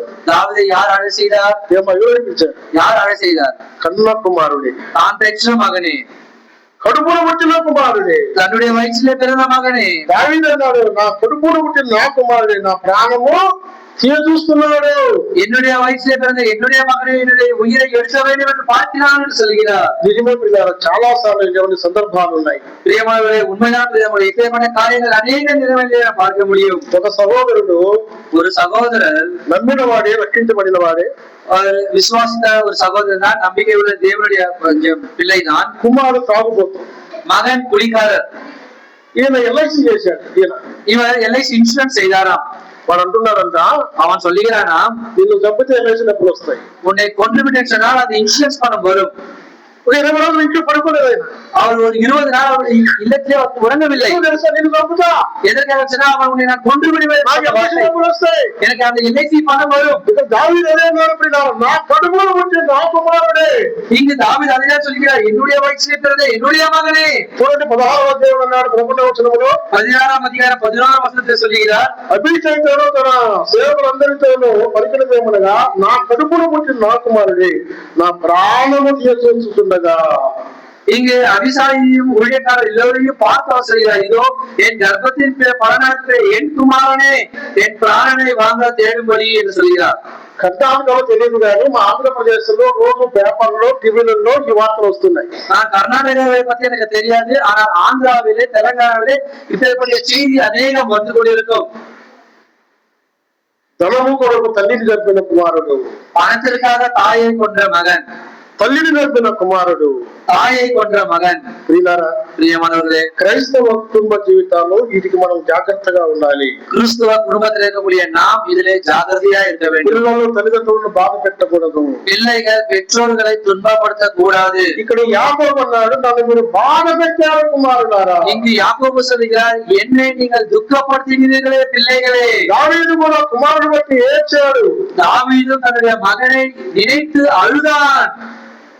యాకోబు జీవితంలో ప్రియులారా, யாக்கோபுடைய வாழ்க்கையிலே பிரியமானவர்களே, ఎన్ని ప్రతికూలతలు, ఎన్ని బాధలు, ఎన్ని శ్రమలు, ఎన్ని కష్టాలు ఎన్ని ఉన్నా எவ்வளவு వృద్ధాప్యములో మంచపు తలాకు మీద వంగి దేవునికి నమస్కారం చేసే ప్రాణాన్ని, எவ்வளவோ எதிர்ப்புகள் இருந்த பொழுதும், பிரச்சனைகள், கவலைகள், கண்ணீர், துக்கம் அவருடைய வாழ்க்கையில இருந்த பொழுதும், கடைசி நாட்களிலே மரண காலத்தில் கட்டளின் மேலிலே దేవునికి తலை వణికి తొలుదు கொண்டு தன்னுடைய జీవனை విட்டார். రేపు కూడా సుదీర్ఘమైన 45 సంవత్సరాల భక్తి జీవితంలో మనసు వెలికి రాకుండా ప్రభువును వెంబడించారు. காலேவும் தன்னுடைய 45 வருட கால விசுவாச வாழ்க்கையிலே எந்த ஒரு குறைபாடும் வராமல் முழு இருதயத்தோடு தேவனை அவர் பின்பற்றினார் என்று பார்க்கிறோம். మరి మన జీవితం அப்படின்ற நம்முடைய வாழ்க்கை ఎలా ఉంటారు? எப்படியா இருக்கிறது? ఈ భక్తి జీవితం ఉద్రేకంతో ఏదో ఓ సంవత్సరం 3 ఏళ్ళు 5 ఏళ్ళు 10 ఏళ్ళు కొనసాగించి ఇలా కాలయ అనేది ఉంటుందా? இந்த பக்தியுடைய வாழ்க்கை ஆர்வத்தினாலே ஆரம்பித்தோம் என்று சொல்லி 3 வருடம் 5 வருடம் 10 வருட காலம் அப்படியே இருந்தால் போதுமா? నేను చాలా మందిని అడిగాను ప్రియులారా. நான் அநேகரை கேட்டிருக்கிறேன் பிரியமானவர்களே. మా ముస్లిం సహోదరులు రంజాన్ వచ్చింది కదా, 40 రోజులు ఉపవాసం దీక్ష చేస్తారు, పూజలు చేస్తారు. ஏதோ என்னுடைய முஸ்லிம் சகோதரர்கள் ரம்ஜான் வருகிறது அல்லவா, வந்தது அல்லவா, 40 நாட்கள் உபவாசம் இருப்பார்கள். మీకు తెలుసు కదా ఎంత దీక్షగా చేస్తారు. కనీసం వాళ్ళు నీళ్లు తాగరు, ఎంగిలి కూడా ముంగరు. உங்களுக்கு தெரியும் அல்லவா, அவர்கள் எவ்வளவு அவர்கள் வாஞ்சலும் பட்டுதலோ அவர்கள் இருப்பார்கள். அவர்கள் எச்சையும் முழுங்குறதில்லை, தண்ணீரும் குடிக்கிறதில்லை. ఎన్ని రోజులు? 40 రోజులు. எத்தனை நாள்? 40 நாட்கள். ఒక నల్ల బట్టలు వేస్తాడు, నల్ల బట్టలు వేస్తాడు. அவர்கள் கருப்பு அங்கே அணிவார்கள், దీక్షగా ఉంటాడు. அவர்கள் பக்தியோடு இருப்பார்கள். ఎన్ని రోజులు? எத்தனை நாட்கள்? 21 రోజులు, 40 రోజులు. 21 நாள் அல்லது 40 நாட்கள். మరి ప్రభువునందు రక్షించబడి బాప్తిసం పొందాం కదా, నీ భక్తి ఎన్నాళ్ళు? ஆனால் ரட்சிக்கப்பட்டு ஞானஸ்நானம் பெற்ற உன்னுடைய விசுவாசம் எத்தனை நாட்கள்? అలా ఈరోజు గుడ్ ఫ్రైడే కాబట్టి దీక్షగా ఉంటాను అంటారా? ஆனால் இந்த நாளிலே புனித வெள்ளி அல்லவா, அதனால நான் பக்தியா இருப்பேன் சொல்லி ఈ సంవత్సరంతో బాగుంటాను అంటారా? இல்லைன்னு இந்த ஒரு காலமாக நான் பக்தியோடு இருப்பேன் சொல்லி క్రైస్తవ జీవితం ముగింపు వరకు, கிறிஸ்தவனுடைய வாழ்க்கை முடிவு பரியந்தம் భక్తి జీవితం తీసుకున్నవాడి లోకాన్ని విడిచే వరకు భక్తిని మనం కలిగి ఉండాలి ప్రియులారా. இந்த விசுவாச வாழ்க்கையை முடித்துக் கொள்ளக்கூடிய உங்களுடைய ஜீவனை விடக்கூடிய நாள் வரைக்கும் பக்தியோடு இருக்க வேண்டும். యాకోబు ఎన్నో శ్రమలలో వెళ్ళిన, யாக்கோபு எவ்வளவு பிரச்சனைகளோடு கூட சென்ற பொழுதிலும், వృద్ధాప్యములు, முதிர் வயது காலத்தில், మరణానికి ముందుగా மரணத்துக்கு முன்பாக దేవునికి నమస్కారం చేస్తున్నాడు. தேவனை தொழுது கொண்டு, ఒక్క మాట చెప్పాలంటే చూడండి, ఒక్క మాట ముగిస్తారు ஒரு ప్రియులారా. வார்த்தை சொல்லிவிட்டு நாங்கள் முடித்து விடுவோம். பாருங்கள், ఆది కాండంలోనే ஆதியாகம புத்தகம் 31వ అధ్యాయం 31ஆம் அதிகாரம் 40వ వచనం. 40வது వచనం. పగటి ఎండకును రాత్రి మంచుకును నేను క్షీణించిపోతుంది, నిద్ర నా కన్నులకు ఇతరు నా కళ్ళకు దూరమైన అన్నాడు. ఒక్క మాట చెప్పాడు ప్రియులారా. అయ్యా యాకోబు ఎలా ఉంది బ్రతుకో? யாக்கோபே உன்னுடைய வாழ்க்கை எப்படியா இருக்குது என்று கேட்டால், మనం ఏదైనా పరిచయం కొన్ని కొత్త వాళ్ళు బ్రదర్ బాగుంటారా, ఎలా ఉన్నారు, బాగుంటారా, అంత బాగుందా అంటామా? நமக்கு புதிதா ஒரு நபர் நமக்கு பரிச்சயமான ஒரு என்ன கேட்போம்னா, சகோதரே நல்லா இருக்கிறான்னு கேட்கிறோம் அல்லவா? యాకోబు బాగున్నారా, క్షేమంగా ఉన్నారా, ఏమన్నాడు? யாக்கோபே நீ சுகமா இருக்கிறாயா என்று கேட்டபோது என்ன சொல்கிறார்? పగలు ఎండకు ఎండిపోతున్నాయి, இங்கே பகலிலே சூரியன் தெரிகிறது, రాత్రి మంచుకు తడిచిపోతున్నాయి, இரவிலே பனிக்கு நான் நனைந்து விட்டேன், నిద్ర నా కళ్ళకు దూరం ఆయన, என்னுடைய உறக்கம் என்னுடைய கண்களுக்கு தூரமாயிடுச்சு. అంటే యాకోబు జీవితం ఎలా ఉందంటే, அப்படின்னா யாக்கோபுடைய வாழ்க்கை எப்படியா இருக்கிறது என்றால், ఒక్క రోజు కూడా కంటి నిండా నిద్ర లేదు, కడుపు ఆరోగ్యం లేదు. அப்படின்னா ஒரு நாளும் கண்ணு நிறைய அவருக்கு தூக்கமும் இல்லை, வயிறு நிறைய போஜனமும் இல்லை. మీరు ఆలోచించండి, ఒక రాత్రి నిద్ర లేకపోతే అన్నం తిని జీర్ణం పెడుతుందమ్మా? நீங்கள் யோசித்து பாருங்கள், ஒரு நாள் முழுவதும் நீங்கள் உறங்காமல் செய்யாமல் நீங்க சாப்பிட்டாலும் உங்களுக்கு జీర్ణంగా కడుపారా భోజనం లేదు యాకోబుకు. அவருடைய వயிறு நிறைய போஜனம் இல்லை. మన సంవత్సరంలో 52 ఆదివారాలు బిర్యానీ తినేవారు కొంతమంది ఉన్నారు. நாம் வாரத்திலே ஒரு வருடத்துல 52 ஞாயிற்றுக்கிழமை బిర్యానీ తినக்கூடியவர்கள் புனித வெள்ளியிலே ஈஸ்டர் நாட்களிலே ఈ పండుగలు ఆ కుడికలు ఈ కడుగులు సుది కుడికలు గురు కుడికలు భోజనం కడుపాలు చేస్తున్నారు. కానీ యాకోబు తిన్న భోజనం ఆడలేదు కనుక కడుపాన భోజనం లేదు. இங்க பிரியமானவரே, நம்முடைய வாழ்க்கையிலே புனித வெள்ளியோ ஈஸ்டரோ சோதர கூட்டமோ அந்த கூட்டமோ இந்த கூட்டமோ சொல்லி வயிறார நாம் தின்கிறோம். ஆனால் இந்த யாக்கோபுடைய வாழ்க்கையிலே வயிறார போஜனம் இல்லை, ஆகியால் கண் நிறைய தூக்கம் இல்லை என்று நாம் பார்க்கிறோம். అటువంటి యాకోబు ఇన్ని శ్రమల వెళ్ళిన భక్తిని మాత్రం వదులుకున్నవాడు. அப்பேற்பட்ட யாக்கோபு அவ்வளவு பிரச்சனையோடு கூட போன பொழுதிலும் இவருடைய வாழ்க்கையிலே விசுவாசத்தை விட்டுவிட இல்லை என்று பார்க்கிறோம். చివరిగా మనం కూడా కాలేబు వలె ఎన్నో మనసుతో పడిందాం, యాకోబు వలె శ్రమకుండా వెళ్ళిపోయిన విశ్వాస యాత్రను ముగిద్దాం. பிரியமானவர்களே, நாமும் காலேபை போல விசுவாச வாழ்க்கையிலே முழு இதயத்தோடு தேவனை பின்பற்றுவோம். யாக்கோபை போல நம்முடைய கடைசி கால நாள் வரைக்கும் தேவனை விசுவாசத்தோடு பின்பற்றுவோமாக. అందరికీ వందనాలు. எல்லோருக்கும் ஸ்தோத்திரம்.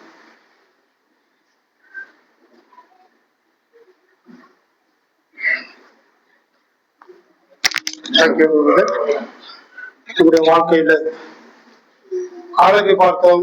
45 வருட காலம் அவன் யோசுவாவோடு இருந்து தேவ திட்டத்தை நிறைவேற்றினான். அதுதான் முக்கியம். முழு இருதயத்தோடு தேவ திட்டத்தை நிறைவேற்றினான் என்று பார்க்கிறோம். அவன் இருதயத்தை பார்க்கின்ற பொழுது குறைவில்லாத முழு இருதயத்தோடு, பக்தியுள்ள இருதயத்தோடு, உண்மையுள்ள இருதயத்தோடு, இன்னும் சொல்ல போனா தேவனுக்கு என்று வேலை செய்ய வேண்டும், பணிகளை செய்ய வேண்டும் என்று முழு இருதயத்தோடு அன்போடு செய்தான். அதான் முக்கியம். அடுத்த நாம் பார்த்து யாக்கோபு காலத்தை பார்த்தோம். யாக்கோபு வாழ்க்கையில் தன் மாமன் லாபான் வீட்டில் இருக்கிறான். அந்த 20 வருடம் தன்னுடைய இரு மனைவிகளுக்காக, லாபான் மந்தைக்காக, அது மாத்திரமல்ல நித்திரை அவனுக்கு தூரமா இருந்தது. அவன் மாமன் 10 முறை சம்பளத்தை மாற்றின பொழுதும் கூட அவன் எந்தவித முறுமுறுப்பு இல்லாம அந்த இரவும் பகலும் மந்தையை காத்தான். அது மாத்திரமல்ல, அவன் கர்த்தரை தொழுது கொண்டான்.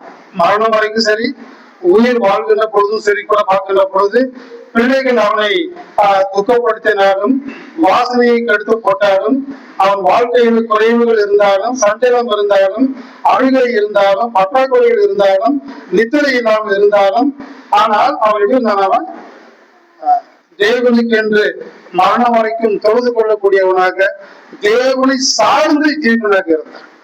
நம்முடைய வாழ்க்கையிடம் எத்தனை முறை கர்த்தரை விசுவாசி பின்பற்றி இருக்கோம்? நம்முடைய வாழ்க்கையிடம் எத்தனை முறை தேவனை சார்ந்து ஜீவித்திருக்கிறோம்? இல்ல இன்னும் முறுமுறுப்போடு வாழ்ந்து கொண்டிருக்கிறோமா? இல்ல மற்ற குறை சொல்லி வாழ்ந்து கொண்டிருக்கிறோமா? இல்ல இருதயத்துல அற்ப விசுவாசம், கர்த்தர் எல்லாம் என்ன இல்லை விருப்பத்து என்ன இல்லை, அப்ப முழு விசுவாசம் இல்லை. கர்த்தர் எல்லாமே என்ன இல்லை விசுவாசம் முழுமையாக. கர்த்தர் இருதயத்தை பார்க்கின்ற பொழுது கேட்கிறது, நான் விசுவாசத்தை காண்பேனும். கேள்வி கேட்க விசுவாசத்தை, விசுவாச வாழ்க்கையே என்ன பண்றது? கேள்விக்குறியாக இருக்கிறது. ஆகிய அந்த பக்தியுள்ள வாழ்க்கை, ஆகிற வாழ்க்கை எப்படி இருப்போம்? நாம இந்த செய்தியின் மூலமாக காலேபு போன்று, யாக்கோபு போன்று, தாவீது கூட அவ்வளவுதான். தாவீது ஒரு முறை பாவம் செய்தாலும் கர்த்தர் அவனை பார்க்கின்ற பொழுது இருதயம் கர்த்தருக்கு செம்மையாக இருந்தது, கர்த்தருக்கு முன்பதாக பிரியமானதாக இருந்தது. ஆக ஒருவேளை ஆரம்ப வாழ்க்கை இப்படியாக இருந்தாலும் நாம் தேவனோடு நடக்கின்ற பொழுது ஆவிக்குரிய வாழ்க்கையில மறுமலர்ச்சியோடு புதிய ஆவிக்குரிய வாழ்க்கையில் நடக்கின்ற பொழுது நாம் ஆவிக்குரிய நிலைமை மேம்பட்டதாக இருக்க வேண்டும். எக்ஸாம்பிள் லைஃப் அப்படியாக நினைப்பட்டிருக்கிறார். அதுக்கு ஒரு வருஷம் ஜெபிக்கலாம். ரிக்வெஸ்ட் ஆனந்தனா will come and pray for the message. Then we'll go for the people.